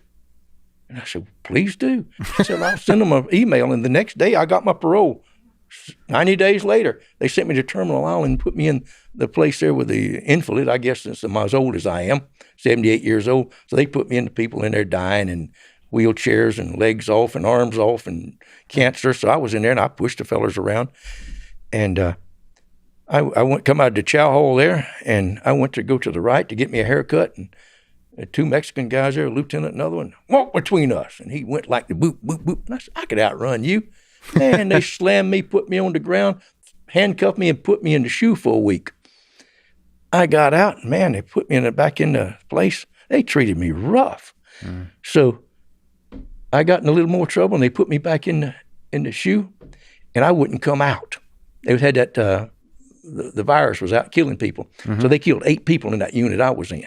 Oh, wow. So I mean, I wouldn't even come out to take a shower. I had a little straw that I put in the sink, and I'd take a sock that I had and scrub myself with it with some soap and a glass of water over my head, and then clean the floor up and put it in the toilet. So that was your time during the coronavirus pandemic. I got out last April, right in the middle of it, and they were dying bad in there. So I was treated worse for that last year in America than I was for the whole 20 years in Australia, the 18 years in Australia. And then you were a free man at the end of that year. They put me out and sent me home, and the parole officers couldn't even come. They weren't working. They were just doing everything by video. Said, better not have a drink. The only thing was I couldn't even have a drink of wine. So after a year, I had to take psychiatric treatment every week. I had to go talk to the psychologist. And me and her got along great. She was a good Christian woman. We just chatted and talked. And I think they said, so I had to pee in the bottle every week. I said, I've been in 33 years. How many piss tests do you think I've had? Never been dirty. Only thing, if y'all want a clean one, you come get me. Before I talk to you about love, let me ask you a difficult question. You write in your book, I don't consider myself much of a criminal. I don't lie, cheat, or steal, and I always take up for the underdog. Violence makes me sick. Yet I know I'm an outlaw, and those that break the law must be punished. I think many people listening to this, or some people listening to this, will see you as a criminal, as a bad man who increased the amount of suffering in this world. What do you have to say to them? I would like to tell them that they have been indoctrinated by the spin of news and politicians, and they don't know the truth of the situation. You lay the truth out there in an envelope and let me open it, besides something else that is false, and it's staggering. The truth is that I was a tobacco farmer, and tobacco kills 500,000 people a year in America, and 6 million have debilitating diseases because of it. Drugs, all drugs combined, kill between 10 and 15,000 people a year by overdose, and 60% of those are pharmaceutical. Now then, when I was a tobacco farmer, come sit on the front pew, Mr. Reaves, come on up here, you're a gentleman. You just join the Masonic Lodge and you join our church, and you just come on and sit down with the good people. You grow 2 marijuana plants, get out of here, you scumbag. And the marijuana doesn't hurt anybody. It's just, that's the truth of it. And so, in your career, you walked amidst violence, but you never participated in the violence. I didn't even see it. Just didn't happen around me. In prison, it did. I sewed people up. They called me Doc. I had dental floss, and one time I had to get a blade and try to help keep them from my patient from getting again. But I was just like if I shot at those people, I shot at them to keep them from killing me. I certainly didn't mean to kill them. So that's just, some people are evil and they will kill you and hurt you and lie to you. I just don't do any of that. It just makes you sick. I've seen it. When I was in the SHU, 3 guys tried to kill a guy, and they stabbed him so many times, but their stab went blanking, and the blood getting out of the room. And I said, you're going to kill him. You're going to kill him. And saved his life, drug him up there where the guards could see him. There's stuff like that. I'm just not of that nature of those people. They're just evil. There's people born evil, I believe. Yeah. It is heartbreaking to hear that the basic humanity is gone in prison in the United States. That's heartbreaking because that basic humanity is actually the light at the end of the tunnel. It's the thing that saves us, as opposed to when it's absent, it's the thing that destroys us. The prisons are filled, absolutely filled with people that have some mental problems. Now, you see Tent City all the way up and down here. I guarantee you every one of those people have mental problems, some degree, however little it is, but they're a little bit off. Now, then you get a DEA agent that wants to make a name for himself. He goes down there and gets 2 of them, one of them to sell a little 2 grams of methamphetamine to the other one, and he gets a conviction. And a young prosecutor, he gets a conviction. He wants to make a judge. And we got the judge in, where was it? I'm going to give $1 million, what was his name? Gilbert. I'm going to give men $1 million years before I get off the judge. You get fools like that in charge, you're going to fill prisons up with pitiful humanity. And those are the ones. And then the other is people over drugs. And drugs should be a health issue.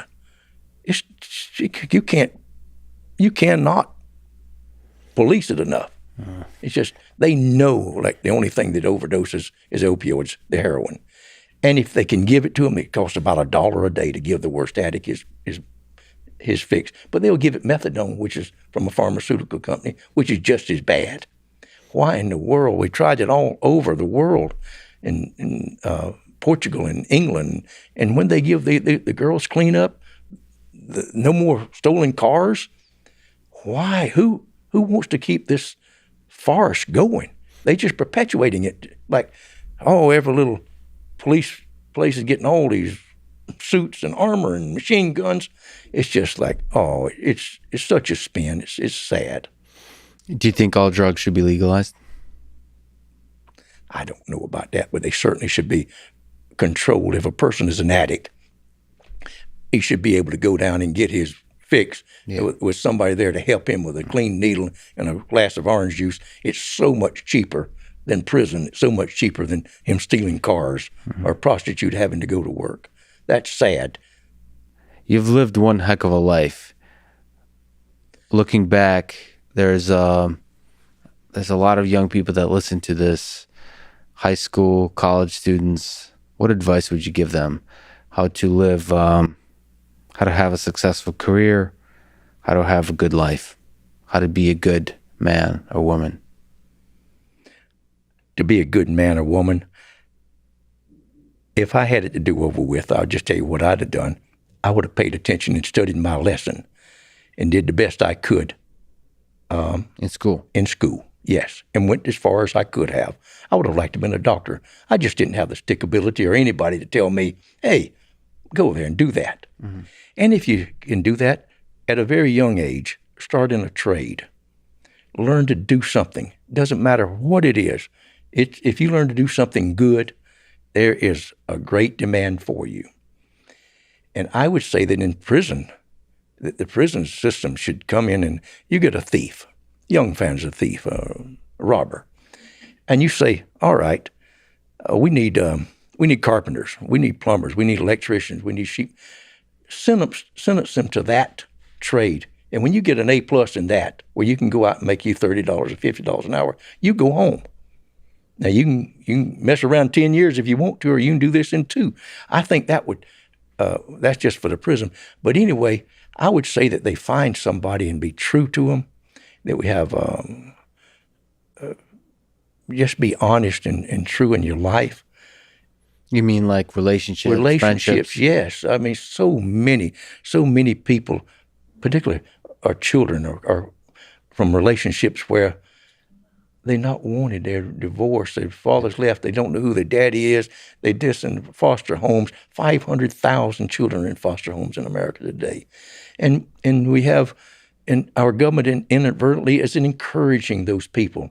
My daughter is a doctor, and she delivered a couple of years ago a baby from a 10-year-old child. That child, and she said, in the visiting room is 4 generations, all of them on welfare. Mm-hmm. Now we got one more, and it reminds me of Elvis Presley's song, In the Ghetto. Mm-hmm. So for an individual,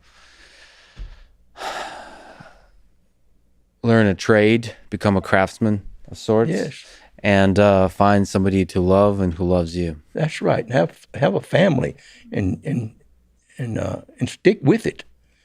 Surely you're going to get angry. You're going to get disappointed. You're going to get all kinds of stuff. But come back and make up before you go to sleep. Well, I did half of those things. I got the first one and working on the second one. So I appreciate the advice. Well, Mari, thank you so much for joining us. Can you tell me the story of how you two met? Well, my parents every summer would go to the lake in Canada, and the place was called Turkey Point, which is on Lake Erie, and just have a nice summer holiday there, water skiing, swimming, sunbathing. This was back in the 60s, and I was sitting on the pier with a few girlfriends and telling them my story, and then all of a sudden I looked up, And I saw this figure in the distance coming onto the pier.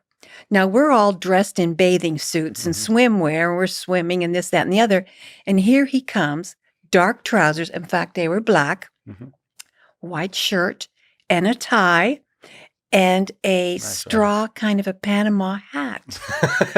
And, so he stood out. Yeah. And so I invited him to come and sit down. And so he continued to talk, and we just talked and talked and talked, and then later moved to the beach. And I think the next time I saw him, he was talking to another girl, and I thought, Men.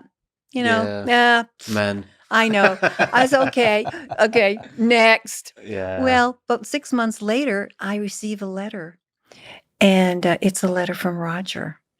And then we start this lovely correspondence, and we just start writing. In those days, you just wrote everything.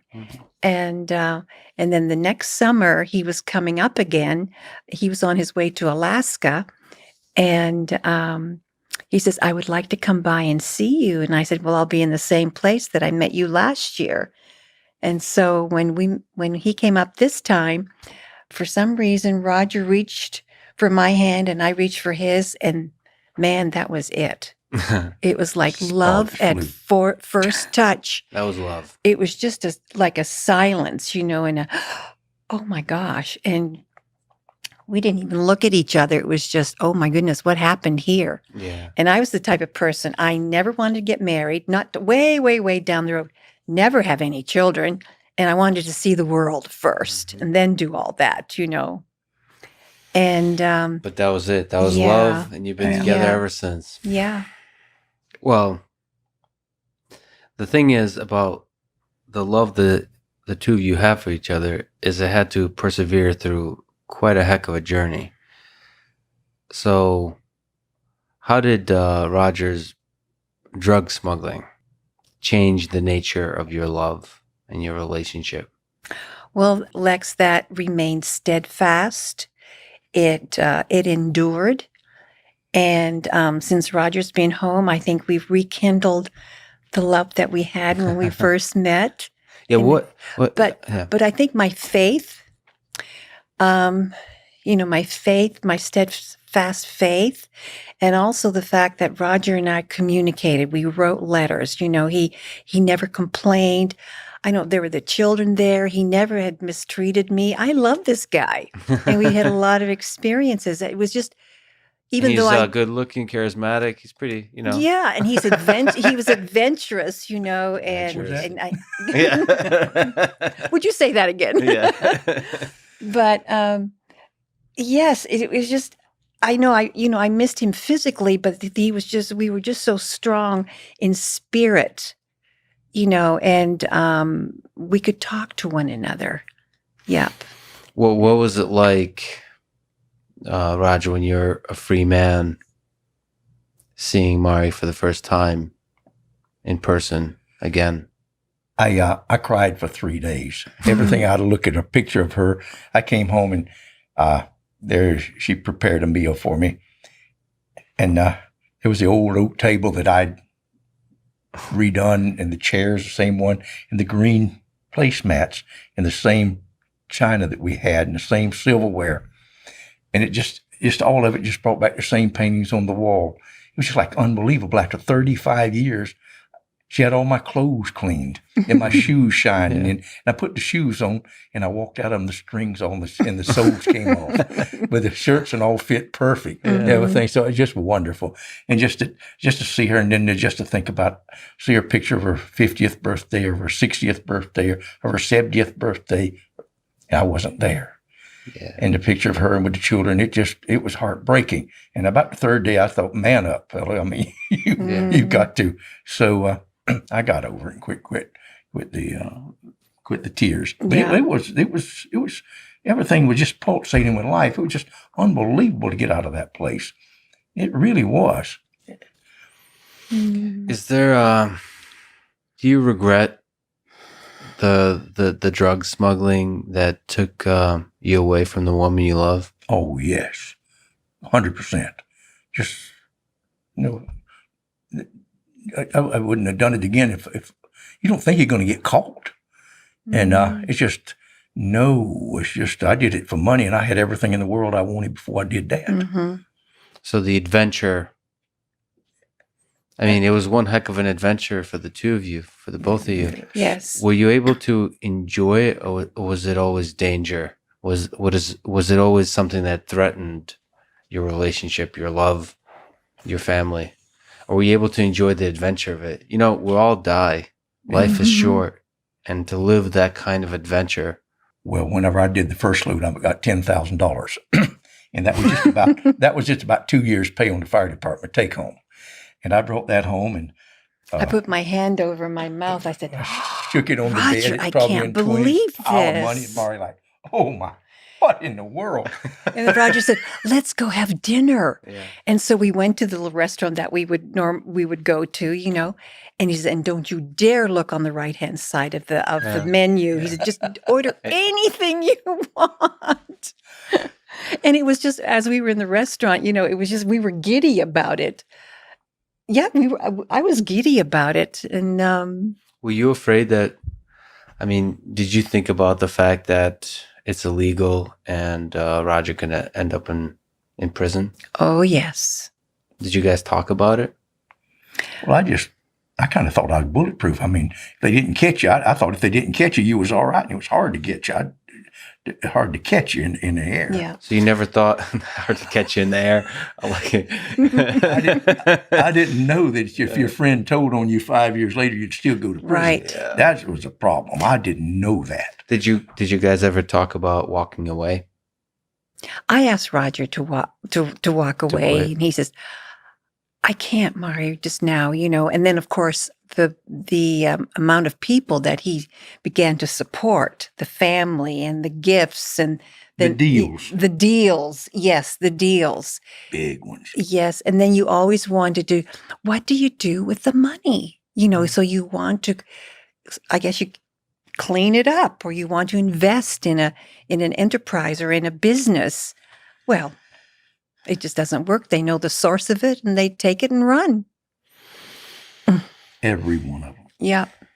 Yeah. But he was very generous, extremely generous and benevolent. And And when I started, I would ask about it. I went to a lawyer, and a number of people in California at that time wanted to legalize marijuana back in 1973. And I went to a lawyer and I says, Mr. Lawyer, I put $100 on the table. What would they do if I caught me bringing marijuana across the border? He said, if you have a criminal record? I said, no, I've never had a speeding ticket. Nothing, not even a traffic ticket.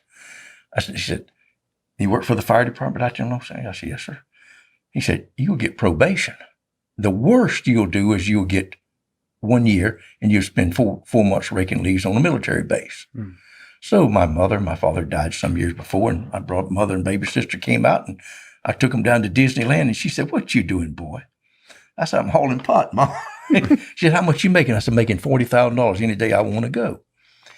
And she said, what do they do if they catch you? And I told her what the lawyer said. 4 months at the most, raking leaves. That's what do you think? She said, do you need a co-pilot, son? Yeah. Money is money. Yeah. mm-hmm. Is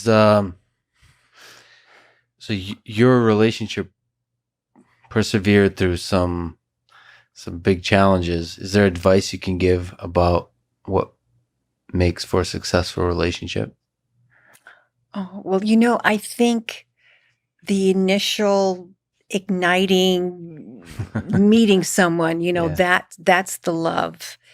That's it. And that little fire just keeps burning and burning and burning. You can't put it out no matter what. Yeah. It's the love fire. But it gets difficult. It does. It's funny, the love fire. So you're saying the love fire is all it takes to persevere through the difficulty. Well, no, that's a huge part of it. Yeah. And also I contribute my individual situation to, in order to endure the prison years, is my faith. Faith in God? Yes. And friends who were unconditionally still loved me no matter what. Yes. So you had love around you. I in did. General. And my children, Yeah. they, you know, and that was a real purpose to guide them and to love them and to help them become citizens. Or Honorable what about citizen. you, Roger? What advice would you give? I just don't know how to do it, but I do know that you have to work on a relationship. Mhm. Mara and I's had problems. I mean, we get really. Did you guys get in fights? Oh, yeah. Oh, yes. Pretty regular, but they don't let them last long. Yeah. You know, but certainly we are so different. We're the same, and yet we're Unbelievable. so different. Yeah. Yeah. Like little stuff? Little stuff, yes. And it might be big, but I usually win her over, you know. Yeah. But anyhow, I just feel like Maria was always there. It was like she was my anchor. Yeah. I was coming home. I was always coming home to her and the children. Yeah. And you can see throughout my life, I'm working on getting there. Mm-hmm. Were you afraid for his life, by the way? Oh, yes. Oh, yeah. There were times. Yeah. But, I had faith in him. He was an excellent pilot. For example, I always said, Roger, if the ship's going down, I'm jumping in the lifeboat with you because I know we're going to get to shore. You will save us. And so I have that faith in him.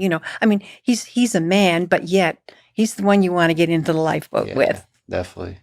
But then there is, Pablo Escobar, one of the most dangerous humans in history, plus the U.S. government. Yep. Worse by far. Very, very difficult. Very difficult to get away. In terms of your faith, how has your faith helped you to be the woman you are in this relationship, in seeing love the way you see it? Well, I think my faith gives me hope. I have lots of hope. It helps me to dwell on the good side. Whenever I meet someone and there's some negative, I try to see why they are like that or what's the source of all that. And I try to pull out the good. I really do. Not that I'm a goody-goody, but that's what your faith does. You see them as God sees us, How has he changed over the years? Roger? Yeah. He's still the same. Actually, I like him better now. He's a little calmer. Yeah, less crazy. Oh, yes. And happy to be, at home, or he'll say, Mari, I am just so happy to be with you here in this condominium. I'm content, because I used to call him my homing pigeon. I just have to let him fly. I couldn't, he has to fly, but he always came home. Do you think about the end of this ride, our mortality? Do you think about your death? I do. Particularly, I'm going to have a heart valve replacement in about 7 days where I could not make it. It's a very serious operation, and I think about that very much.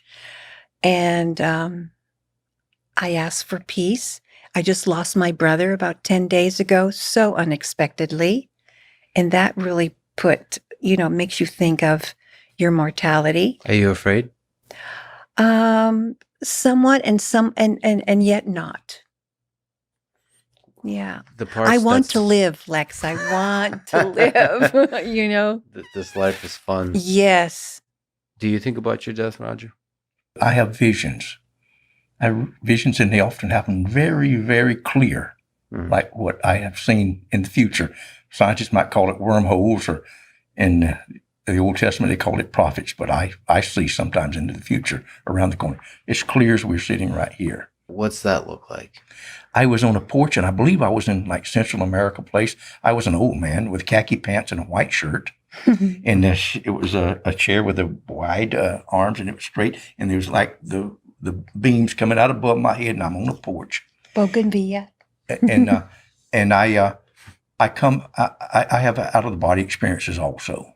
And I came out of my body, I just floated out of my body and went into a veil and like into a mist. And I believe that's probably why it happened. You talk about like it's in your past. This is your future. No, this is in my future. But This is something he has seen, I've seen in it the in a past. vision. Yeah, in a vision. No, I know, but it's funny. Just Yeah. the tense you use, it happened, and yet it's something that will happen. Yes. Too. Both are true. It's just unbelievable I don't know how many people have it, but I have it. I walked out of my body and just like just where I could come up to you and look and set up on the radio. I used to be at work on the railroad, and I had them there. How do you explain that? What do I you don't know, think? but, What the heck is going on in this universe that's possible? Oh, I don't know, but certainly a phenomenon that happened. And there's a guy, Bill Monroe, that wrote the book on it, Out of the Body. He tells about it. And who was the guy that writes The Alchemist? Those Pablo things, Coelho. yeah, he has them also, just like that. And he tells about how it happens on him. Mine happened differently. But you certainly can come out of your body. What do you think the meaning of this life is? Maybe from your faith, but also from just the amazing adventure that you lived through. How do you make sense of why the heck we're here? I don't know. It's just kind of like who you are. Even when I was a child, I was like, I'm different from other people. And just as a boy, I was like, I had a Could you put into words how you were different, or was it just a feeling? Yeah, like my brother, I mean, he kept his hands clean and his shoes shine, and here I was barefooted catching a wild hog or wrestling a horse trying to get it down, I saw pictures of you climbing a tree recently. When I first got out of prison. Always something like that. Yeah. It's just, so I don't know. It's just that, and I noticed that something about me is sometimes in prison there'd be a knife fight. And people just, you see them rough guys that turn white from it. I just kind of almost like smile. I mean, unless if they come at me, I turn white and get away. But it doesn't bother, those things that doesn't bother me. Prison didn't bother me. So you don't know what the heck the meaning is. You just know you're a bit different than the others. Yeah, it might be a little bit kooky. Well, maybe the whole point is you want to realize, you want to let that madness flourish, that uniqueness flourish. That's the whole point of life. We're all different in like very interesting little ways. Yes. And the more different you are, you want to let that become. You want to let it be its full. It's like a garden, all the different flowers. Yeah, like a garden. You did mention you weren't sure if there's a free will or not. Do you think it's all predetermined? Or do you think we make our own choices? We definitely make our decisions. I just said if it is, I hope that. But I know that we make our decisions. Yes, and, I agree. And I know that we are spirits that are living in this flesh. That's beyond a shadow of a doubt with me. If you walk out of your body and have out of the body experience, you will know it. So the body is just a temporary container. The spirit lives for something on much bigger. eternally with no beginning and no end. And that's hard to fathom. Yeah, this is just a little shell. This is a shell to contain that spirit. This is the way we work on earth, Yeah. But I know. I'm an eternal being. So are you. Do you think there's a why to it? Do you think there's a meaning to this life? Well, I think the why is beyond my capability of understanding. It's someone greater than me. I don't understand it, but it's awesome. I just know that it's awesome. And one day we will know the answers. Once we get to that crossover to the other side, I think we will understand clearly. It says, now we see through a glass darkly. But then when we are face to face with God, we will understand. And until we know, let's just enjoy this beautiful life while we got it. Absolutely. And we're meant. Man. That was my gift. Yeah. I love everybody and everything. I do, and it just, and I'm sorry if I put a stumbling block in anybody's way. I wouldn't want to, but these are these things that when I just think about, what a hypocritical world we live in, though. Like most anybody, I'd listen. Okay, he's a drug dealer, and I would say most of them have committed adultery. That's a cardinal sin, and yet they throw rocks at me for moving a marijuana or cocaine across the road. Yeah. It's just, if you saw the two different things, you'd say, what a terrible difference it is. But we become conditioned with this mad society that we have. You mentioned that your daughter, Miriam, wrote you a poem. Do you mind reading it? I'd be glad to. I was doing 11 years up in Lombok Penitentiary, maximum security prison, for a parole violation for possession of marijuana in 1977.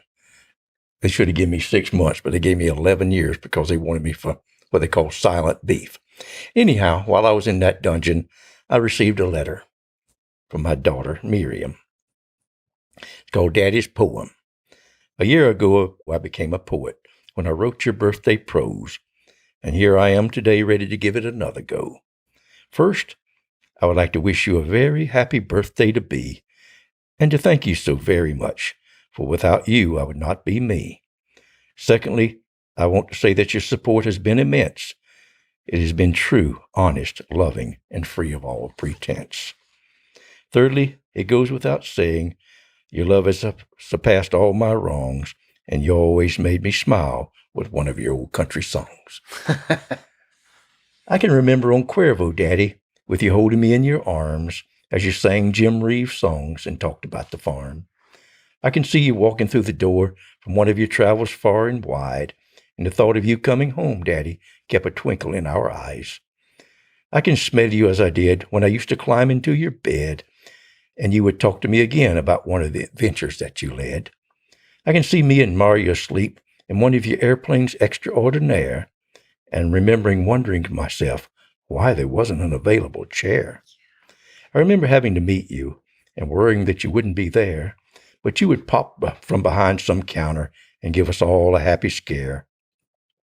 You gave us presents in Key Biscayne and hotels pleasure galore, and 3 dozen roses as we came through the airport door. I can see your face in Amsterdam with the luggage carousel, and you look like a boy with a secret that you were just dying to tell. You taught me mathematics in the sands of faraway places, and taught me to sail, and we left without any traces. We climbed glaciers in Argentina and saw the blue of the beautiful caves and witnessed the majestic beauty of such a jaggling maze. I learned how to change gears on the dirt roads of Brazil. We ate hot dogs in Paraguay, a memory we smile over still. We talked about lions, elephants, and bears on a hacienda in Uruguay, but decided it was better if to Europe we did fly. Oh, the old world and all its luxury, what a good time it was.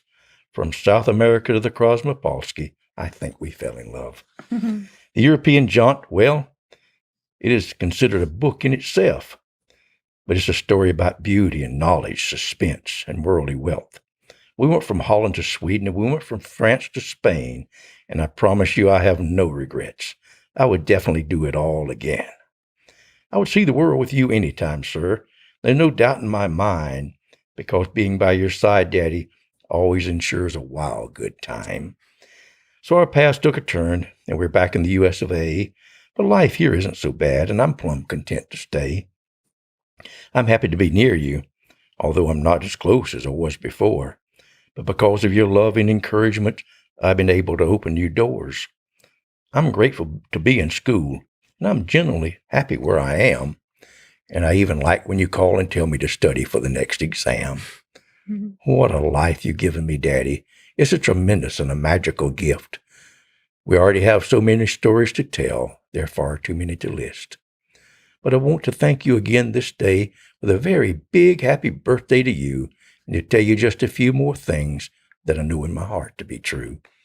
That I love you, Daddy, with all of your wrongs and your rights, that you're ahead of our family and you've kept us all bound tight, that you have an honest love in your heart for God and all mankind, and you truly do believe in yourself when you say it will all be fine. I know you will be there to catch me if ever I waver or slip, and I know I'd want you as captain on any sinking ship. I also know a new chapter is written. It's almost time to move on.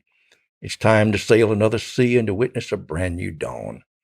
It'll be good to see you at the helm again as you point out our destination, and to laugh and dance on the upper deck while the boat glides through. It'll be good to see you on the go, as I know you like to be, and to know you can open any door without any key. But while we revel in our days together, we will know better than to hurry, because as you told me many times, life is an incredible journey. Mm-hmm. Wow, that's beautiful. Mm-hmm. Yeah.